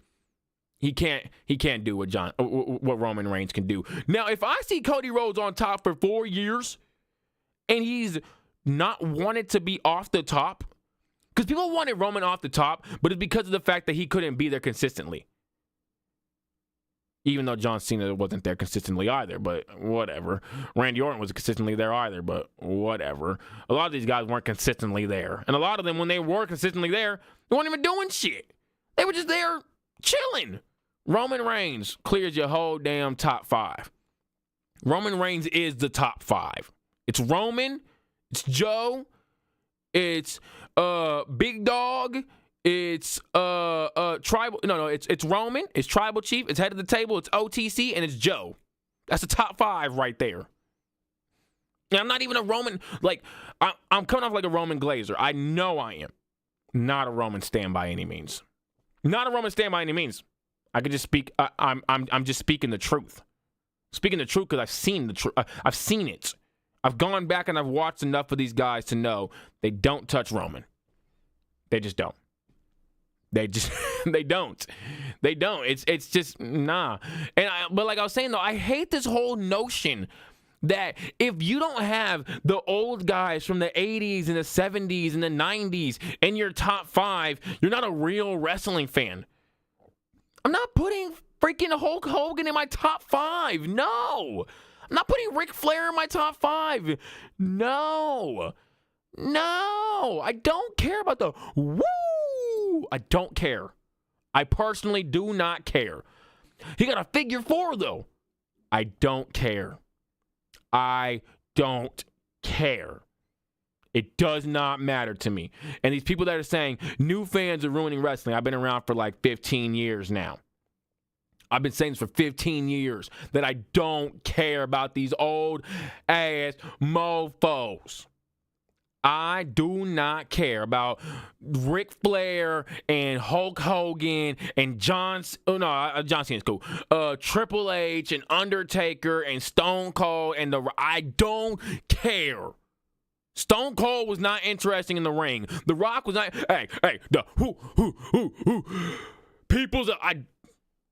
It's a boring move. The most electrifying wrestler. No, he's not Roman Reigns. He's not Seth Rollins. He ain't Kenny Omega. He ain't Will Ospreay. He ain't AJ Styles. He ain't Perk Angle. He's not these guys. He ain't the most electrifying wrestler of all time. He's not. He's not. He's only the most electrifying wrestler of all time because this man went Hollywood and got super popular for some B-list ass movies. This whole notion that you got to respect the 90s and the 80s. Respect is one thing. Shout out to them for what they did. They put wrestling on the map. They made it so that guys can wrestle today. 1,000%. Don't mean I got to put you in my top 5. Y'all don't put Bill Russell in the top 5 for the NBA. Y'all don't put him in the top 5. A lot of y'all don't even put freaking, oh, I'm so mad I'm forgetting his dang name. Jackie Robinson in the top 5. He's the whole reason why black athletes got to be a dang athlete. Nobody put him in their top 5s, though. I don't see no Jackie Robinson in the top 5. Why we got to respect somebody just because they put something on? Why we got to respect Trish and Lita just because they put something on? Like, respect them, yes. Wrong wording. Why do we got to rank them so highly just because they put something on? I got to have Trish and Lita in my top 5 because they put women wrestling on? I got Lita in my top 5. I ain't got Trish boring self. But why we got to do that? We got to have Hulk Hogan and Ric Flair in the top 5 just because they put wrestlers on? No. If that's the case, bro, I'm going before them. I'm going way before them. No, this whole notion that we can't have Roman in the top 5 or the top or like on the Mount Rushmore because he didn't do what they did for wrestling. This guy made wrestling cool. It wasn't The Rock. It was not the damn Rock. He didn't make wrestling cool again. Rock does nothing but be egotistical. This guy ain't been interesting in years. All this guy does is take main events with CM Punk. Now we got CM Punk now trying to take main events from other people and be bald. That's it. Bald and take main events. I'm not with this whole stupid thing of you gotta have all the you gotta have all the old guys in your top 4. You're not a real wrestling fan. Maybe I just don't. Maybe I just don't got to my top 4. I got Roman up there. I got Edge up there. I got Seth up there. And I got Lita up there as well. I got Lita up there. I think she was the most interesting thing out of that whole damn generation of wrestlers. I don't think it was any of them other boys. Sorry.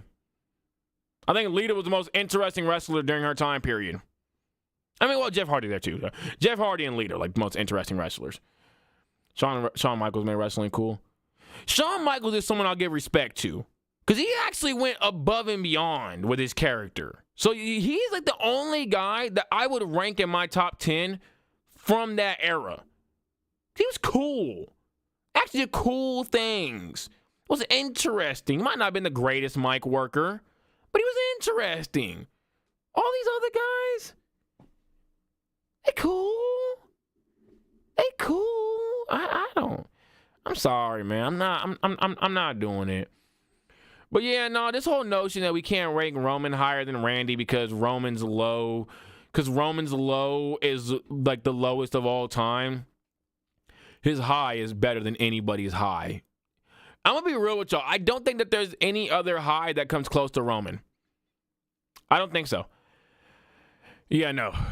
I mean, American Nightmare, Cody Rhodes is pretty big, but I wouldn't even put that there. 09 Randy, Legend Killer Randy, I would have put that there. Super Cena, no, I'm fine.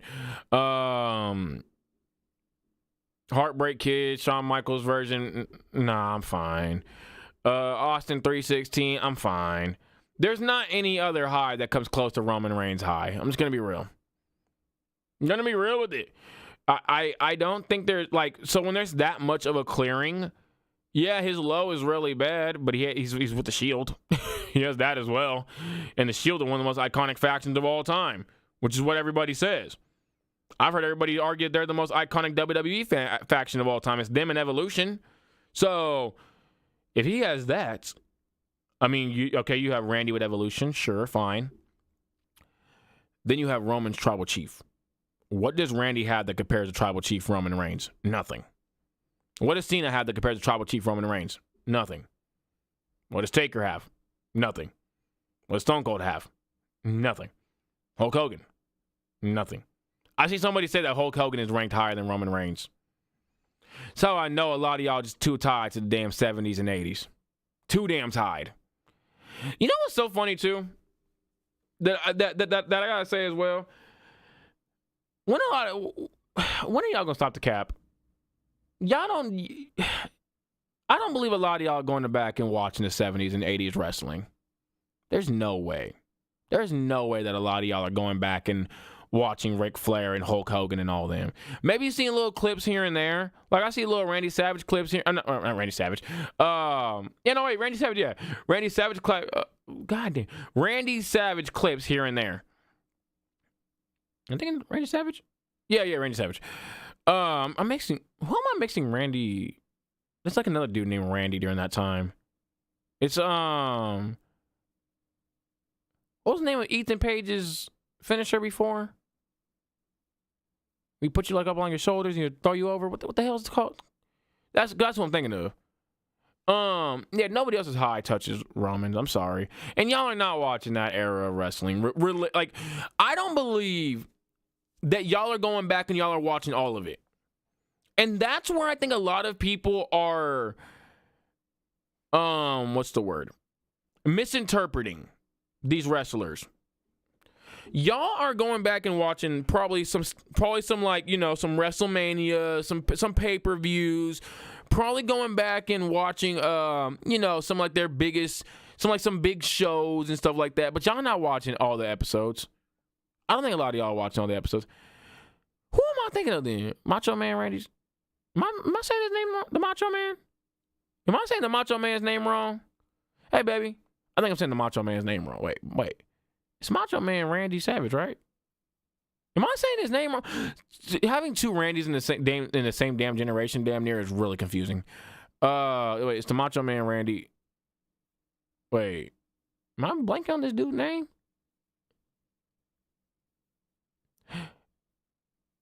I think I'm blanking on this dude's name. Well, the Macho Man was cool. I like the Macho Man. He's someone who had a lot of personality, mainly because of Coke. We know it was, man. Come on. That was the '80s. We know exactly what type of time he was on, and in wrestling as well. Oh man, we know exactly what he was doing back in that time period. And I'm not even mad at him, man, because if I was in WWF around that time, oh yeah, oh, buddy, I'm gonna tell you right now, I'm gonna be on that. I'm about to be on that. Oh yeah. Bro, why do we not turn Otis into like a Randy? It's like a Macho Man. He literally talked just alike. You get the oh yeah. We should turn Otis. Oh man, that would have been amazing. But yeah, nah, y'all not watching the 70s and 80s wrestling. Stop the cap. Y'all probably barely even watching the 90s if we're gonna be real. And if y'all are watching these men's peaks, not they lows. I'm done with the 70s. I'm done with the 80s. I'm done with the 90s. Roman Reigns clears that whole damn era. Y'all lucky y'all don't get real nasty and start saying that Seth Rollins clears a lot of that era too. Oh my God.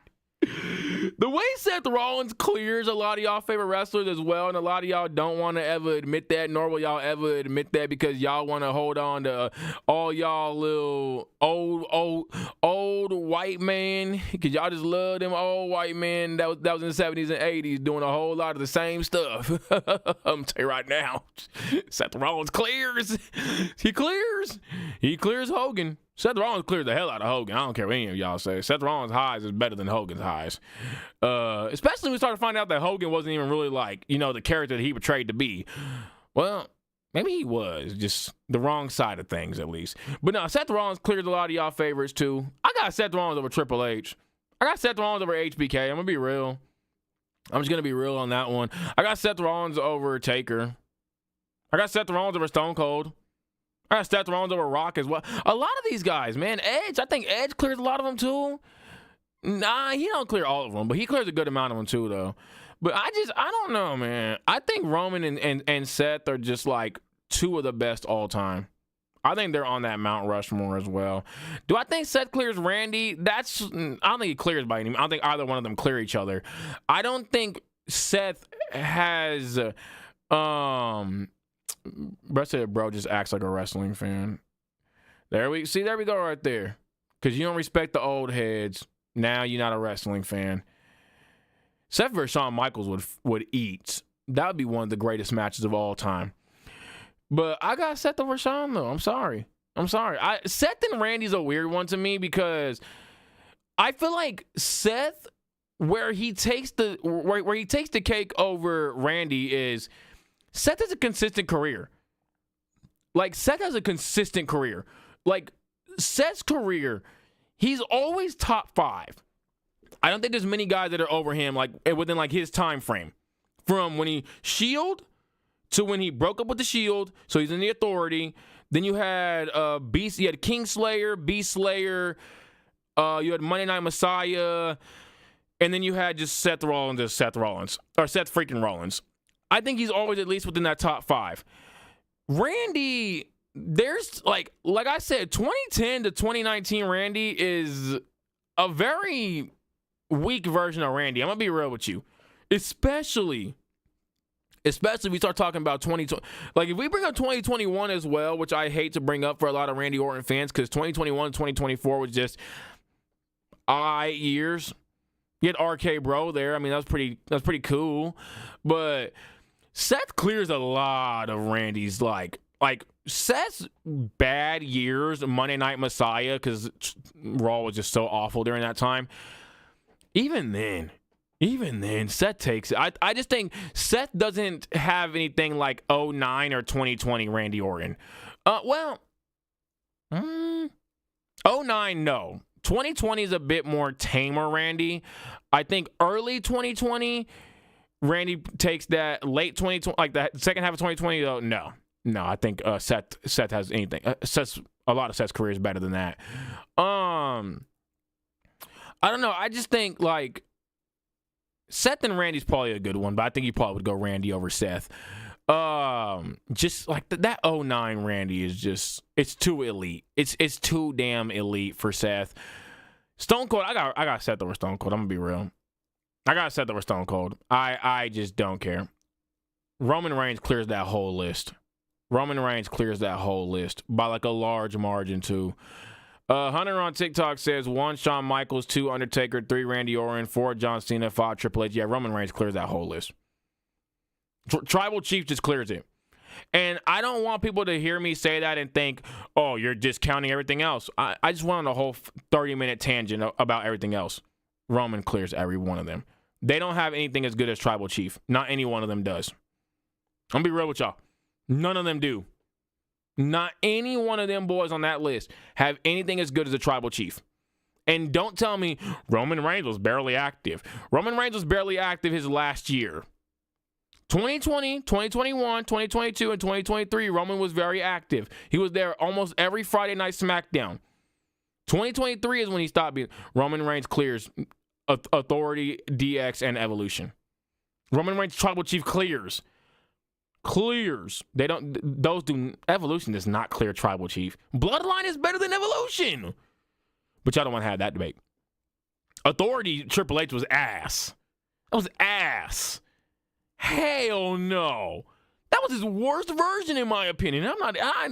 God, that was awful. Bruh said Authority Triple H clears Roman Reigns Tribal Chief. That's some sick work.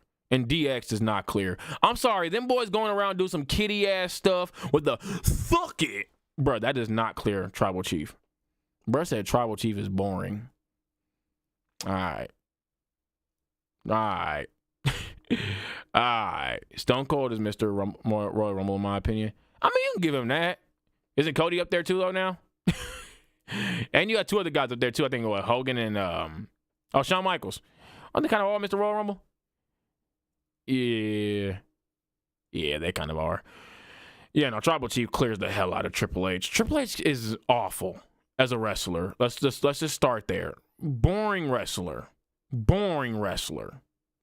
Boring mic worker too. His mic work is not that, man. If Triple H was not saying some immature stuff on the mic, he was extremely boring. Triple H's most popular quotes are all boring, immature quotes. Your kind is just not able to get to the top. Someone that looks like you could never be world champion material. That's the most quotable line y'all got from Triple H. That's the most quotable line. Sky has no quotable lines that aren't immature as hell, that are being either racist or childish. And talk about some suck it. Like, no. He's Triple H is a extremely overrated wrestler. Extremely overrated. Extremely. His best version was Evolution. And even then, I don't even touch the Tribal Chief. I don't even think Evolution touches Bloodline, in my opinion. Roman Reigns is part of 2 of the greatest factions of all time. Bloodline and the Shield. So, yeah. Like I said, though, Roman Reigns had to overcome so many things. Had to overcome a whole bunch of BS done by Vince McMahon. And then became literally the face of the company. Triple H was never the face of the company. Shawn Michaels was never the face of the company. John Cena was. Undertaker, I don't know, you got to go back and forth on that one. I think Stone Cold was always the face, even when Undertaker was around. You said Randy Orton, never the face of the company. There's only one face of the company, each whatever you want to say. It was John Cena, it was Stone Cold, it was Hogan, it was Flair, it was Roman. You have other guys who are there. Triple H was there. Randy was there. Like, Cody's here. Cody's not a face. Well, Cody's a weird one. Cody's a weird one because I feel like Cody is like on like that Rock level where he's like the closest guy, or like where like when like Stone Cold was the face, you could argue that Rock was the face as well. And I think that's like the one time you could really do it. Oh, not the face of the company. Sorry to tell you that. No.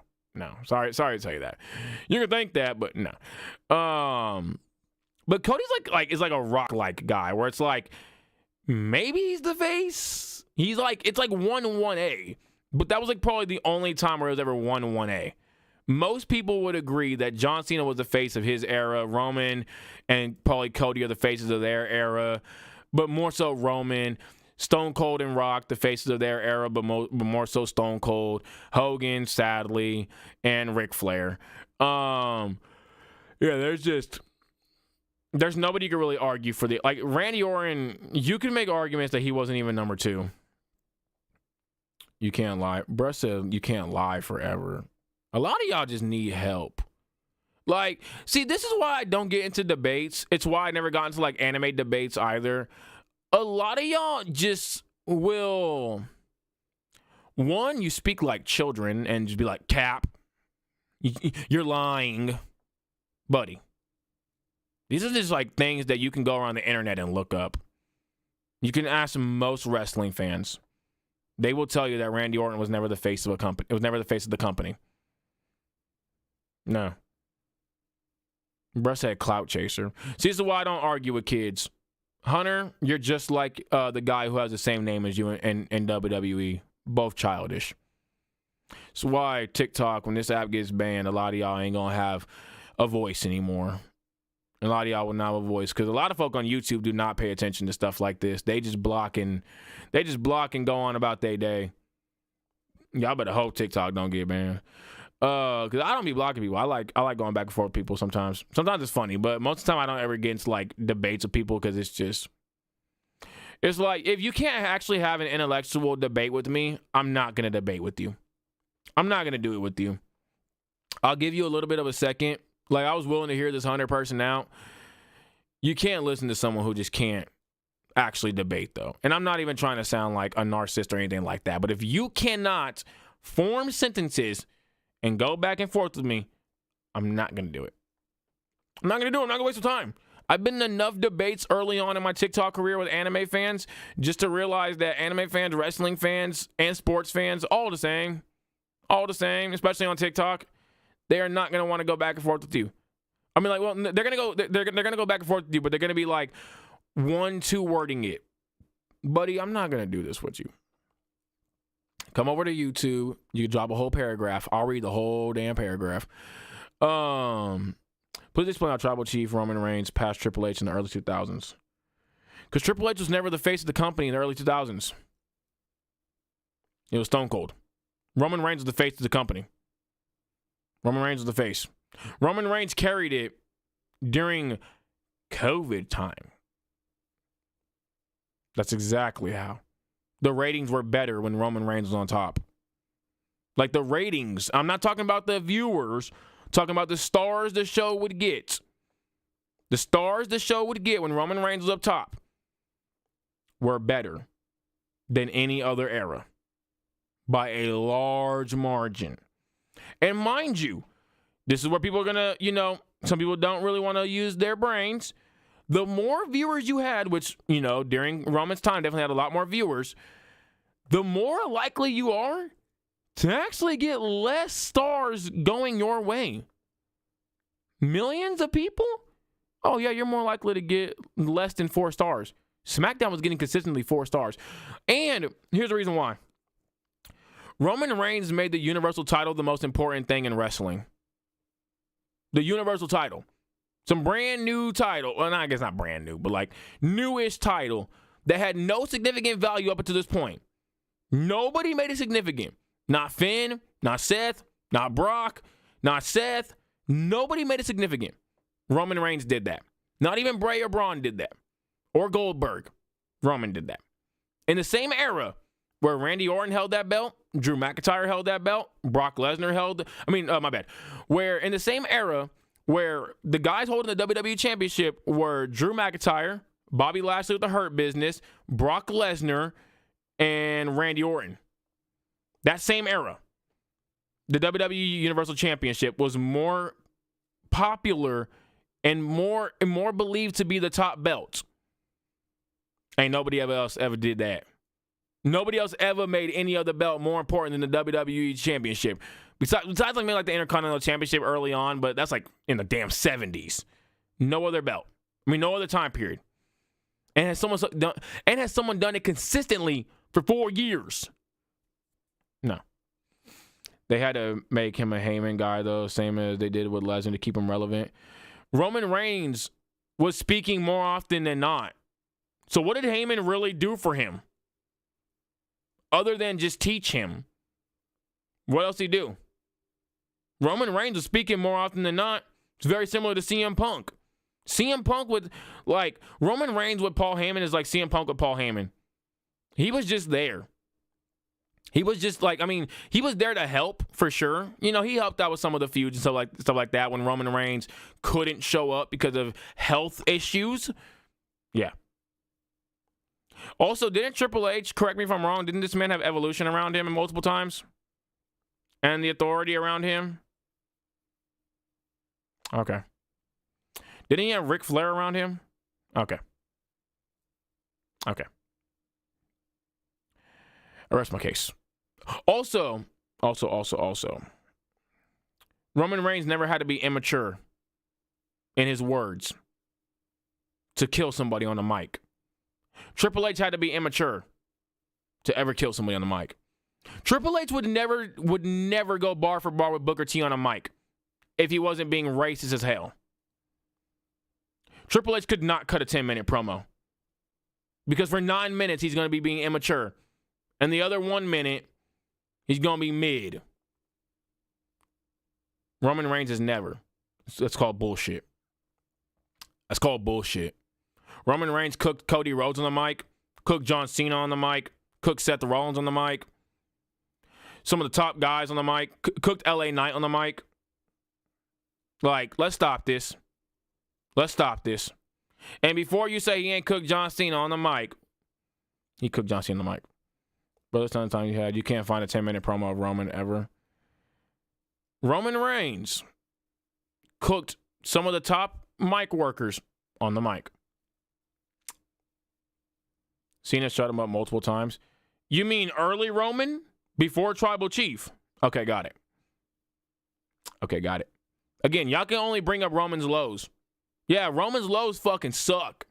Roman has the worst lows of all time. Roman might be put on the script because he can't cut one. Like Triple H? Okay, got it. Like most other wrestlers? Okay, got it. There we go. Bruh. So, okay, now let's talk about Roman as Tribal Chief. Let's talk about Roman as Tribal Chief, Hunter. Because you ain't talking about Roman as Tribal Chief. Love the POV on your YouTube live. Yeah, it look better. Yeah, let's talk about Roman as Tribal Chief. Because y'all always talk about Roman Reigns as non-Tribal Chief. Let's talk about Roman as Tribal Chief now. Cook the fuck out of John Cena. Cooked. When's the last time you see John Cena get cooked on a mic? I'll tell you, CM Punk. Oh, what's CM Punk? Probably the greatest mic worker of all time. Okay. When's the last time you seen LA Knight get cooked on a mic? Never. Oh, wait. The only time was Roman Reigns. How many times you seen Cody Rhodes get cooked on a mic? I can't think of any. I really can't think of any. Roman as Tribal Chief had Heyman the whole time. He absolutely did not cook Cena during he cooked Cena every single time on the mic. Do y'all not understand that, like, Paul Heyman barely even was doing much during the Tribal Chief stuff? He barely was doing much during the Tribal Chief stuff. Like, he spoke. The most that Paul Heyman was ever active during Tribal Chief was Brock Lesnar. Buddy, I just rewatched all that shit like 2 months ago.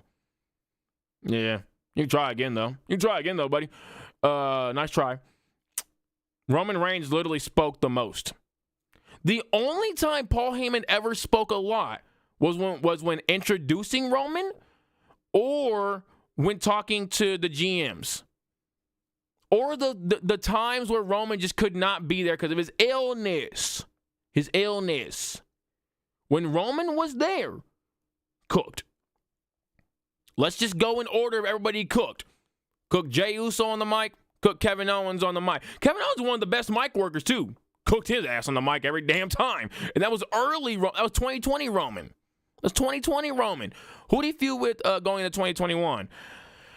It was after Kevin Owens. He feuded with, that wasn't, no. Ooh, who was that?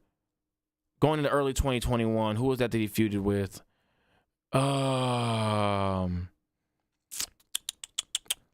I'm blanking on who he feuded with in 2021. Oh. Heyman has handled all the promos for the past 4. Buddy, you have no clue what you're talking about. You have no clue what you're talking about. You have zero clue what you're actually talking about, dude. I think you need to go rewatch. Bruh. You know what's so funny? This is what I'm going to do right now. I'm going to do something real quick. Let me pull up YouTube real quick. Don't every promo of his finish with the opposing guy with the last word? No. But nice try.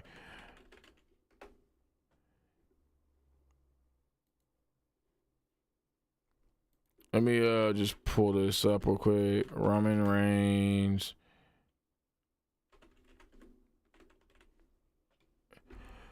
Best promo. Let's look up Roman Reigns promos. Buddy. There's a whole 8-minute playlist. I mean, there's a whole 8-minute video of Roman Reigns cooking. I don't know if he's cooking because I'm waiting for it to get to the dang thing. This is in 2022. I think it's leading up to WrestleMania. There's a whole 8-minute promo of him cooking. Roman Reigns is tired of being humble. I don't know what that one is. This one I think is going into, is this going into Sami Zayn? Oh, no, it's the Drew McIntyre one. For 8 whole minutes. Promo with Drew McIntyre. For 7 whole minutes. Oh, I should have pulled this up. My bad. I thought I pulled this up on my side. Whoops. Here we go. I don't want to get copyrights. I shouldn't get copyrights. Oops, wrong one. Got this man cooking Seth Rollins for a whole 7 minutes. Me and you not watching the same WWE, and Roman is not that guy that you're making him out to be. Buddy, I think you just a hater is what it really is. Got a whole Roman Reigns best promos thing. It's going to play all these damn promos up, so I don't want to click that because I'll get copyright. Roman cooking for 7 whole minutes straight. Who's he cooking here? This is when he got Jimmy and Jay cooking Brock Lesnar, yeah. Bruh, I wish I could play some of these John Cena, Roman Reigns promos. Had to bring the whole bloodline to help him with promos. Buddy, they didn't even speak. You see how some folks just love to lie? All right, man, we don't even need to do that anymore. Folks just love to wake up and lie, bro. Like, get out your bed already. Get out your bed, bro. The sun up, man. The bird just chirping. Your ass just sitting in your bed lying. Lying. Bruh said brought the whole bloodline to help him with promos. Oh, brother, man. You can't talk. Anybody that ever tells you Triple H is better on a mic than Roman Reigns, they clearly don't know what they talking about. I wish I could play these promos, but it would literally give me copyright infringements. I don't want to get that on my live. Start getting my account taken down. I definitely would do this on TikTok, though, because TikTok won't even care. But I'm live on YouTube right now. I can't do that. Bruh. Roman Reigns. The funny thing is that Roman Reigns is, like, not even my favorite wrestler of all time, nor is he in my top 5. Like, in my personal top 5, no. In my unbiased top 5, he's number 1. My personal top 5, this guy is not even in it. You debate that with anyone, brother. Triple H even cooked him when they feuded. Triple H cooked Roman Reigns when they feuded. You mean in 2015? I would hope Triple H could cook a fucking rookie. I would hope so. Like, see how, this is why I said, these Roman Reigns debates are so hypocritical. Because you talk about the tribal chief and they bring up everything before. It's like talking about, it's like the LeBron, this is how you know that Roman Reigns is the GOAT. I want y'all all to know this. You know Roman Reigns is the GOAT because the same way they talk about Roman is the same way they talk about LeBron. What did LeBron do before his championships? He didn't win anything. Same way they talk about him before. Oh, he couldn't shoot a 3 before. He didn't have no post game before. We're talking about now. We're talking about the past. We're talking about right now. What does Roman Reigns do right now? Cook every single time on a damn mic. What if Trent from AEW is in the Rumble? I don't want to see Trent. And I don't want to see Trent in anything. Roman Reigns told Cody Rhodes, you ever won one of these? Matter of fact, you ever competed for one of these? You ever been in the main event for WrestleMania? That's a cook. What he tell what he tell John Cena? Every single promo, he basically said every single promo is like missionary. It's the same thing over. It's the same thing over and over and over and over again. Because what is John Cena? The same damn promo over and over and over and over again. Because we know, let's start getting disrespectful. Since we're gonna be disrespectful, let's get disrespectful then. What is Triple H? The same racist ass promo over and over and over and over and over again, or the same amateur promo over and over and over and over again. Hey guys, go suck it. Didn't Stephanie McMahon say she thought Triple H and Shawn Michaels in a relationship? I wonder why. Oh, I wonder why she thought they were in a relationship. Two grown men acting like complete children, telling everybody to go suck it. I wonder the fuck why. Would have thought the same thing. Like, these allegations never been made about Roman Reigns. Just say that. They ain't never been made about Roman Reigns. But like I said, we know Roman Reigns is the GOAT because the way they talk about Roman is the way that they talk about LeBron. They don't talk about these other folk like that. You talk about John Cena peak, everybody brings up John Cena's peak. Talk about Randy's peak, everybody brings up Randy's peak. You talk about Undertaker's peak, everybody brings up Undertaker's peak. You talk about Roman Reigns, they bring up his weaknesses. You talk about LeBron, they bring up his weaknesses. You talk about Jordan, they bring up his peaks. You talk about Larry Bird, peaks. Magic Johnson, peaks. Tim Duncan, peaks. Curry, peaks. Kobe, peaks. LeBron, once again, weaknesses. They don't bring up LeBron's peaks because LeBron's peaks can't be matched by anybody else. I don't want to hear about 6-0. Tell me who you played. I don't want to hear that Roman Reigns can't speak on the mic. What year was that? 2014? Oh, you mean when he wasn't even supposed to be in the damn Shield, but Vince McMahon wanted to push him to the moon. This would be Kurt Hawkins in the damn Shield because Roman Reigns wasn't ready yet.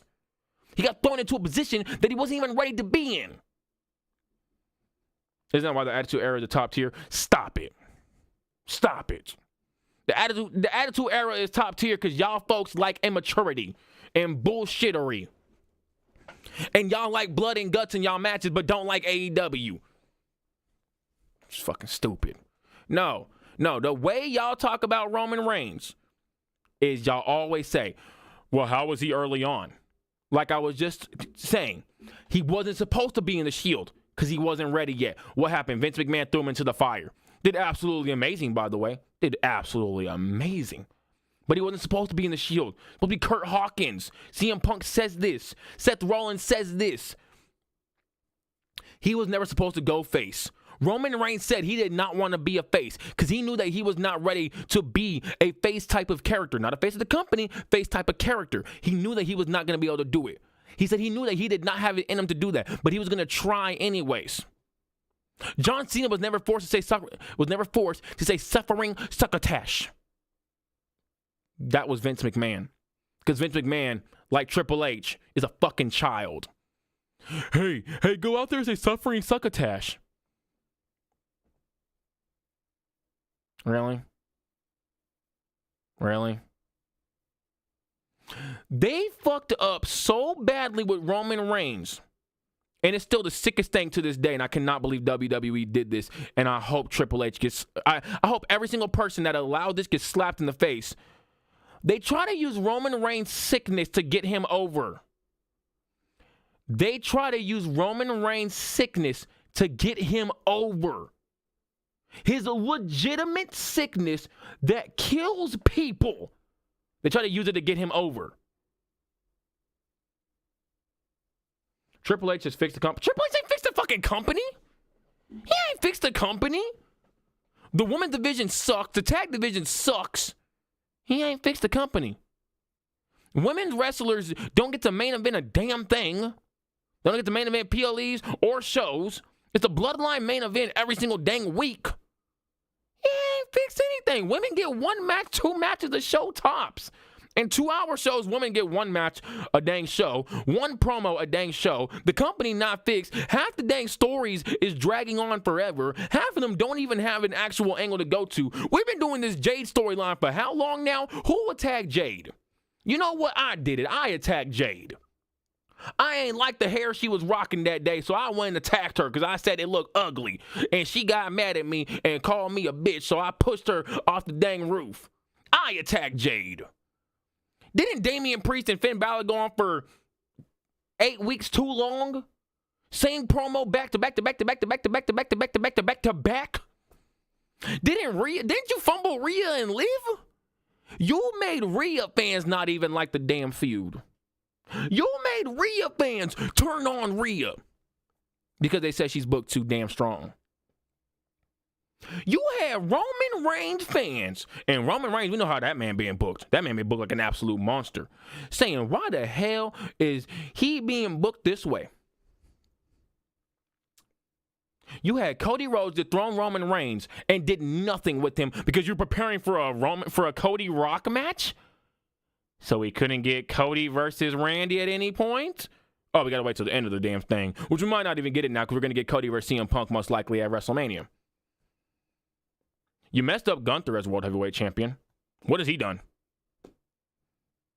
Messed up Chad Gable's whole thing.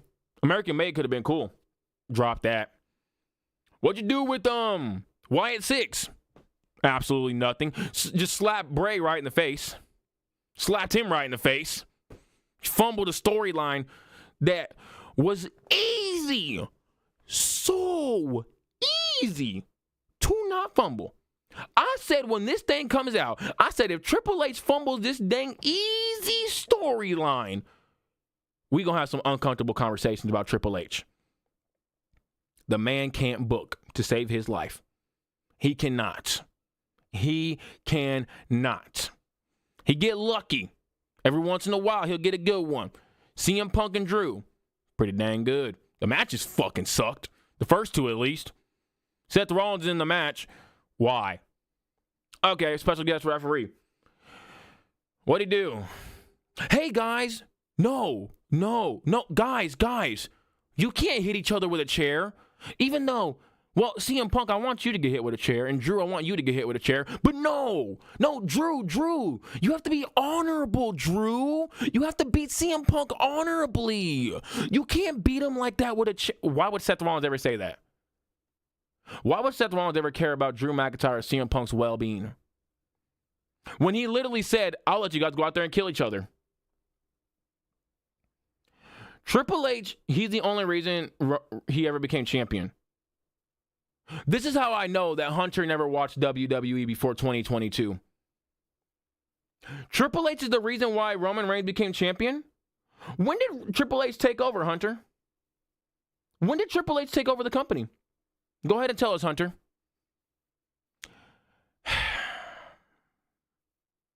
This is where I say, you know how I said you can't debate with certain folk because they start showing their level of intelligence? Triple H, Hunter, says, you love the Roman reign, but you dissing Triple H. He's the only reason he ever became champ. Hunter, please tell us. When did Roman Reigns become champion? It should not be that hard. Hunter says Roman Reigns became champion in 2022. I'm not even capping to y'all. Oh, damn, y'all can't see it. It's when Triple H. No, when did Roman Reigns become champion? I said, when did Roman Reigns become champion? I have a YouTube recording right here.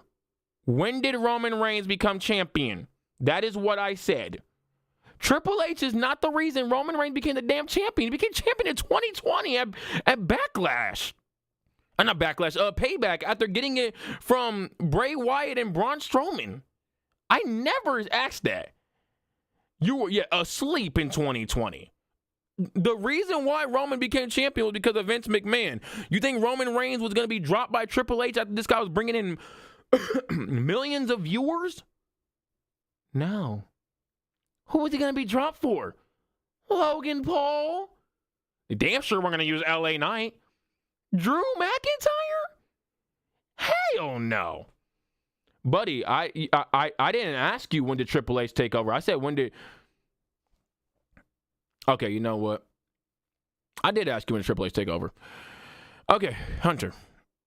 When did Roman Reigns become champion? When did Roman Reigns become champion? So now... When did Roman Reigns become champion? You know what?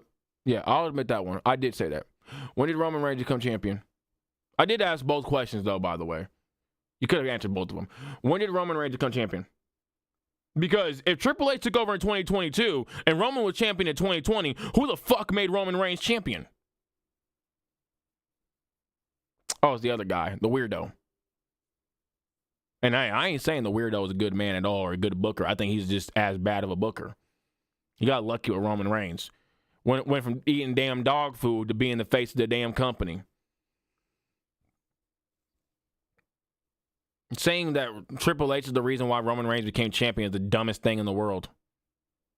Dumbest thing in the world. But you say that but in the triple threat, right, he returned at the pay-per-view before and attacked Strowman and him. And who's him? Who's him? He ain't attacked Triple H. Buddy, Vince McMahon made Roman Reigns the tribal chief. That was not Triple H. Y'all give credit to Triple H for nothing. He was on... No, he wasn't. And everybody literally says Vince McMahon is the one that pushed the button on him being the tribal chief. Buddy, how are you even going to say Triple H was the one that pushed him when he wasn't even the one in charge? It was Vince McMahon.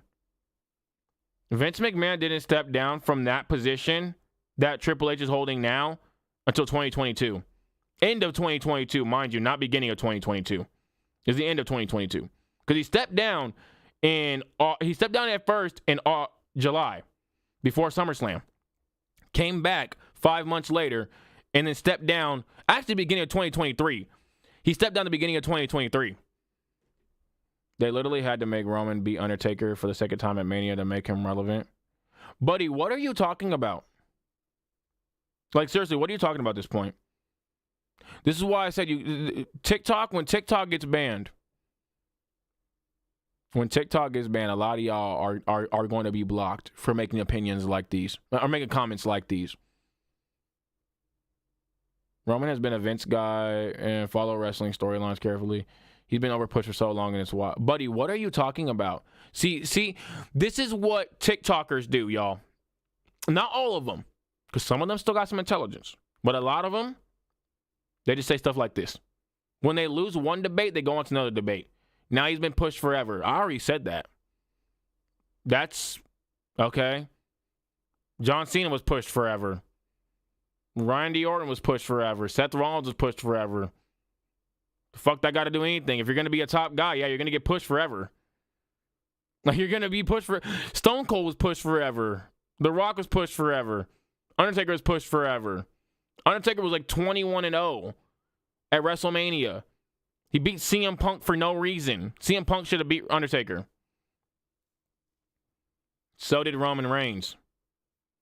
Tribal Chief. Took some time. Just like Cena. And Orton.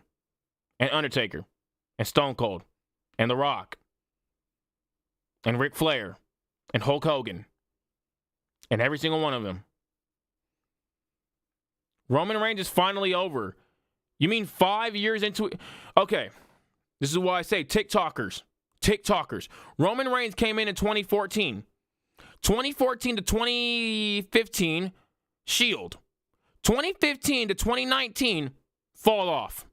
2020 to 2025, on top. So you mean it took him 5 years? 5 years. 2012 and you don't get to 20 and don't get over till 2020. 2012, he wasn't even on the roster. He was in NXT. He was in NXT, bro.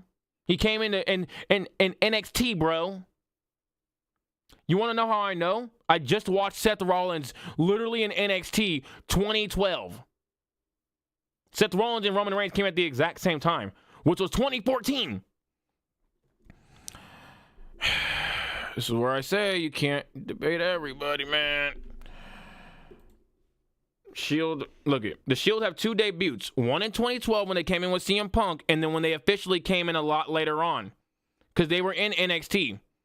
Buddy, the Shield debuted in 2012. Yes, sweetie, we know this. They weren't on the main roster in 2012. When did the Shield debut in WWE? The hell? I'm not doing that. Okay. That was weird. There we go. When did the Shield debut WWE? What the fuck? Why is it not? What the hell? Why is it not doing that? One tag titles in 2013. I gotta do this. Sometimes my computer acts like a pain in the butt.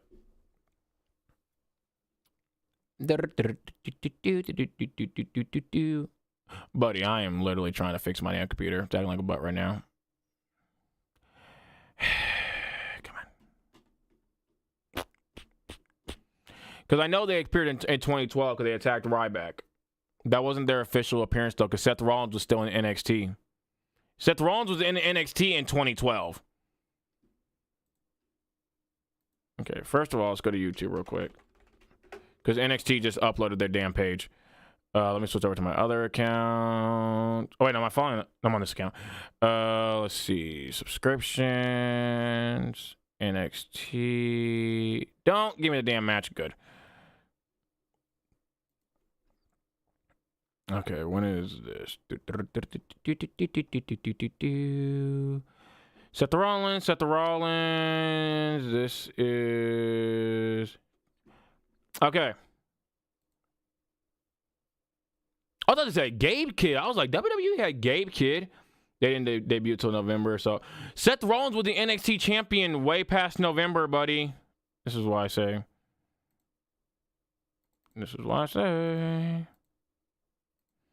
Now, obviously, I can't show the video because it would get copyrighted. Seth Rollins, Kidd, and Dallas versus... This is not the NXT Championship video. Please do not play that. This is 2012. No, thanks. Seth Rollins brings the Shield to NXT. This is when they're still in NXT. It's 2013. They're not officially on the main roster yet. Seth Rollins and Big E clash for NXT title. I'm literally looking right here. He lost it in 2012. January 9th, 2013. I'm looking at it right now. Seth Rollins is holding the fucking NXT title. Everybody on TikTok, on YouTube, y'all can see this. You can come over to YouTube and you can see this. Anybody else on TikTok, you can come over and see this. I'm literally looking at Seth Rollins right now, the damn NXT title in 2013. So maybe I had the 2013, 2014. If you're viewing this on TikTok and YouTube, please type in the date where it says Seth Rollins and Big E clash for the NXT title. Because right here it says January 9th, 2013. Let's see, we got more. That's Andrade. Why does Andrade look like Seth Rollins right there? The Shield send a message to NXT. Still 2013, February 27th.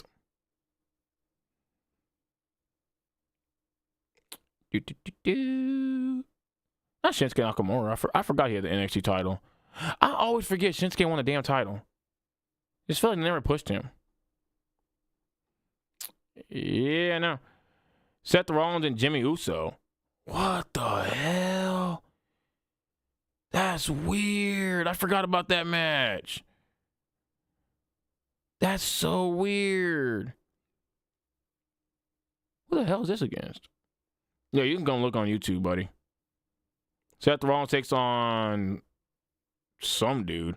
Takes on Heath Slater. Not Pac. Or Neville, I guess you would say. Kevin Owens debuts.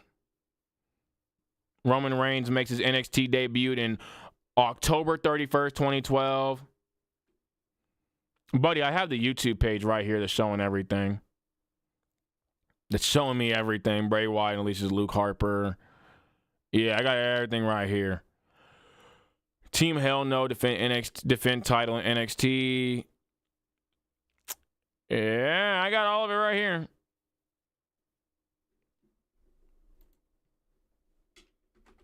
When did the Shield officially... Because they have 2 debuts in WWE. On the August 19th... Okay, it says August 19th. It doesn't give me a date. Yes. The Shield made their dominant debut at Survivor Series. This was not the actual debut, though. This debut, the 2012 debut, is not their actual debut. They came a whole entire year and a half later. Everybody knows this. Everybody knows this. Roman Reigns literally said in 2022? 2023, 1 or 2. It's been like 8 years. 2024. It's been 10 years. That's not their official debut. This is where I say, if you think Roman Reigns, Seth Rollins, and Drew McIntyre, and Damian Priest, Dean Ambrose, their official debut was in fucking turtlenecks. That's not their official debut. Oh my God. This is why I say you can't talk to people. This is why I say some folks you can't talk to. They didn't come in until a whole year and a half later. They were wrecking havoc in NXT for an entire year. They came in at the end of 2013, 2014-ish. Anyways, so yeah, say 8 years. No, that's crazy. At the end. At the end. Buddy. Under the Shield, baby. Under the Shield. Break. Yeah. 2014. They weren't together that long. That's why, yeah, I don't know why everyone calls them, like, I mean, their run was actually not that long. Yes. Well, I guess that long if you consider NXT as well. Okay. So, exactly what I said earlier then. Broke up. It was 20. I did say I might have had a year off. I did say I might have had a year. It might have been 2013, 2014. But they debuted in 2013. It was not 2012. 2012 was just was when they came in with CM Punk. They were his bodyguards during his title run. That was the whole thing. They did no matches. Their first official match on the main roster is not until like 2013. They broke up in 2014. Roman Reigns, which, wait, isn't that the time period I said? 2014 to 2019. Was it down year? I said it was down years. It was down years. I said that. I also have wording, I wish I could play it on fucking YouTube, from Bubba Ray and Kurt Angle and John Cena. Kurt Angle, you know Mr. Perk Angle. Most people don't usually blow up until 5 years. Roman didn't debut. And then what did I say? Again, it's a live recording. I said I might have had the year messed up. I said I might have been a year off. Literally said that. Because when I looked at the NXT thing, I seen 2012. I said I might have been a year off. And like, you ain't been off this entire time. You said Roman had 8 years. A year. Because they debuted on the main...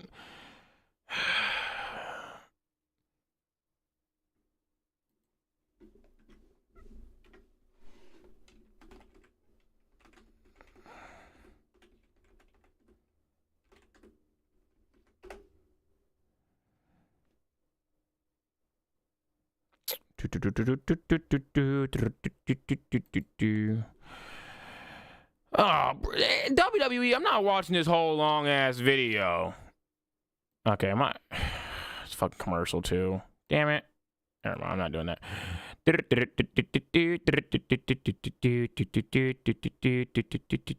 there we go. No, that's a fucking not reunion. 8 years to get relevant over with a crowd. Again, I'm not. Okay, the Shield's first 10. No, not pay-per-view matches. Why can't I just find their first match? Like, why do I gotta get this whole long ass history? Bro, how long is this ad? Oh my gosh, WWE, y'all are crazy for this ad. Bro, it's like 3 ads. Okay. That's not their first match either.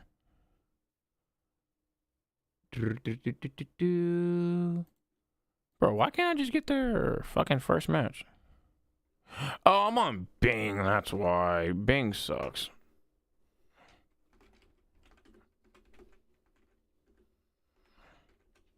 There we go. Yep, Survivor Series when they debuted. The Shields, Dean Ambrose, yada yada yada yada yada, interrupted the main event. It's not their first match. Buddy, I'm looking right here. The Shield's first match was the 2012 Survivor Series pay-per-view on November 18, 2012. The Shield's members, Roman Reigns, Seth Rollins, and Dean Ambrose, they interrupted the main event of the pay-per-view. That's not their first match. If they go interfere in a match, that's not their first match. That's not their first official match. They weren't even in the match. Like, what? I'm gonna go on Facebook now. Yeah, it's literally showing them just attacking Ryback. This is not their match. This was CM Punk's match. Oh my God. Yeah.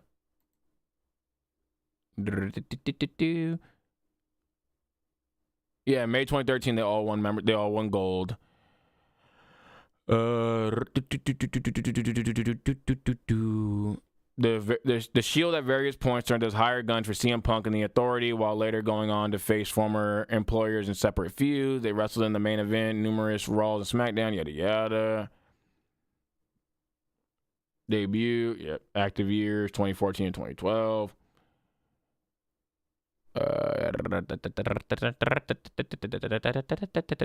Mercenaries for CM Punk.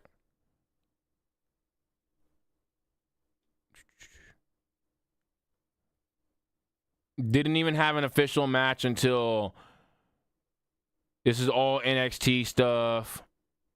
I mean, I guess you want to count NXT, you can count NXT, sure, why not?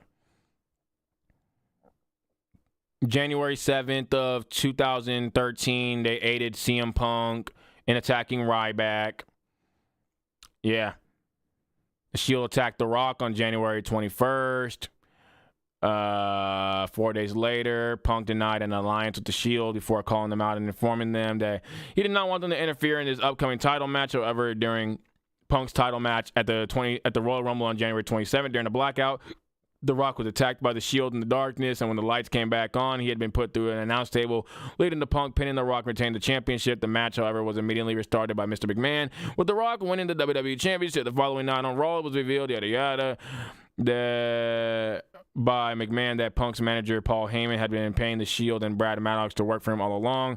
On the January 28th episode of Raw, the Shield attacked John Cena as well as Sheamus and Ryback when they attempted to save Cena. The next week on Raw, Maddox called out the Shield and revealed that he was the one who had given McMahon the footage showing that they were working for Heyman, thus prompting the Shield to attack Maddox until they were forced to retreat. The Shield justified their attacks due to a decade of injustice by Cena. They set up a 6-man tag match on the February 17th at Elimination Chamber. This is their first official match on the main roster. This is their first official match on the main roster. Their very first official match was February 17th, 2013. Their first official match. Everything else before, attacks. That's not a match. None of those are matches. You attacking somebody when you're not a part of a match is not literally a match. It's not. If that's the case, then we gotta start calling a lot of things. If that's the case, then Paul Heyman was in WWE Undisputed Championship matches. If that's the case, then when Roman Reigns faced Brock Lesnar at WrestleMania, no, not at WrestleMania. When Roman Reigns faced Brock Lesnar at SummerSlam, Jey Uso and Jimmy Uso were also in that match. They were also participants in that match. They weren't. They were attackers. It's not an actual match. Your actual match is where you're one of the wrestlers listed for the match. They were not listed until 2013, February 27th, at the freaking Elimination Chamber versus Sheamus, Cena, and whoever else that last person was. So they didn't officially debut. This is where I say, people, this is where I say sometimes understanding things. Your debut is your first match. You can debut as a new wrestler on the roster. Debuting as a wrestler on the roster and debuting as your first match are two different things. Their debut. That's why I said they had two debuts. I said this the entire time. You play this whole thing back. They have two debuts. When they attacked Ryback in their very first match. I said that from the beginning. Which is why I said I might have had the year mixed up. Because I wasn't sure if that was 2012 or 2013 when they attacked Ryback. I was thinking it was 2013 and they came in 2014. It was 2012 when they attacked Ryback, 2013 when they had their first match, 2014 when they broke up. That means from 2014, because I can't even really count that year. If you want to count that year, fine, whatever, count that year. 2014, 2015, 2016, 2017, 2018, 2019. But yeah, it's not 8 years. And even if you want to count 2014, like it's 5 years. But debut is when they get added to the roster, bro. Okay, so it's when they get added to the roster. Buddy, Hikuleo has been added to the roster. So has Hikuleo had it? So has Hikuleo debuted in WWE? He's been on the damn roster for 6 months now. It's not your debut. It's when you're added to the roster. No, it's not. And are actively on the programming. Solo Sikoa was not registered as an official WWE wrestler until he... No, it's not. No, it's not. Like I said, bro, when TikTok get banned, a lot of y'all are not going to be able to talk because people are going to... Like, I'm the only person that would put up with something like this. I'm the only person that would. Ain't nobody else listening to this bullshit. Every person... Most people that watch WWE, they know damn well The Shield did not debut in 2012. It was on the NXT roster in 2012. It was not on the damn main roster. Those are two different debuts. Carmelo Hayes debuted in 2021 on NXT 2.0. Then had a debut in 2022 on NXT. Then had a debut on the main roster in 2024. You have different debuts. 2012 to 2018. We're not counting 2012. Why would you count 2012 when he's in the faction and not even the head of the faction? That don't make any sense. You count from 2014 to 2020. And mind you, let's be more fair. It wasn't 2013 either. You got to count when he's a single wrestler. You can't count when he's in a faction. Once again, especially not the head of the faction, because you weren't even wrestling for that long. But let's go even further with Roman Reigns. This man missed 2 years due to leukemia. And he missed years due to leukemia. He missed all of 2019 due to leukemia. And I think he missed part of 2017, I think. One of those 2 years. So he missed 1 year due to leukemia, and I think a part of a year due to leukemia as well. So it's 5 years. Can't do shit in 2019 if you're dealing with literally had to use his cancer to get over it. Oh, I almost said a word I can't say on TikTok. I can't say on YouTube. Literally had to use his cancer to get over. I'm going to go ahead and screenshot that. Hunter is officially not in the WWE or wrestling fandom. This person, Hunter B __ on TikTok. Hunter with a little thing like this is not in the wrestling fandom. Roman Reigns didn't even want to do that. Seth and Dean didn't even want him to do that. Seth and Moxley did not want him to do that. Multiple people did not want him to do that. Vince McMahon's sick ass made him do that. It's motherfuckers like this that I don't. Yeah, no, okay. I'm gonna, with that, I'm gonna go ahead and block this person. I got my screenshots for the day. I'm gonna go ahead and just block and mute this person. Some sick ass people in this world. Roman Reigns did not use his leukemia to try to get over. He was forced to by a sick man with sick thoughts. We know the next line. This is why I said Roman Reigns haters. I'm so glad that I was never a Roman Reigns hater, man. I'm so glad I never was. I understood why the man couldn't wrestle 24/7. I'm so glad I was never a Roman Reigns hater. I'm so glad because I love Cody. And I wanted Cody to win. And I was right there. Finish the story. But I was so glad that even with all that, with the potential of him losing his match, that I never became a Roman Reigns hater.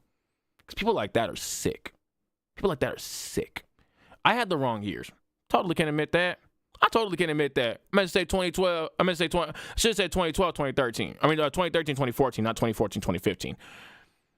This man took a whole year off due to leukemia. This man took part of a year off due to leukemia.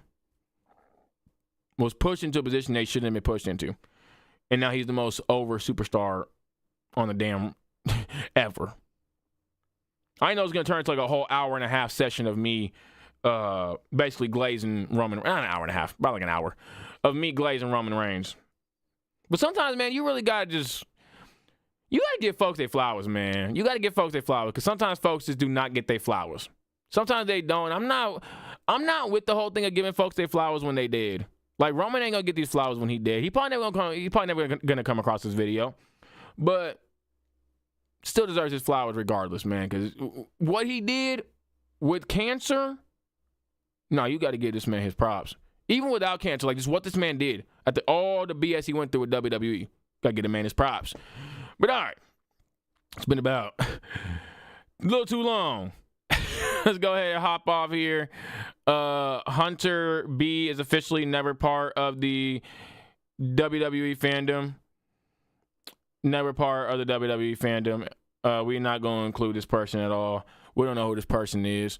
Y'all have a great night. This was fun chilling with y'all, chatting with y'all. I will be live again tomorrow after the Royal Rumble and after AEW Collisions to talk about everything that happened. I hope my predictions came true. If you haven't seen my predictions, make sure y'all go check them things out.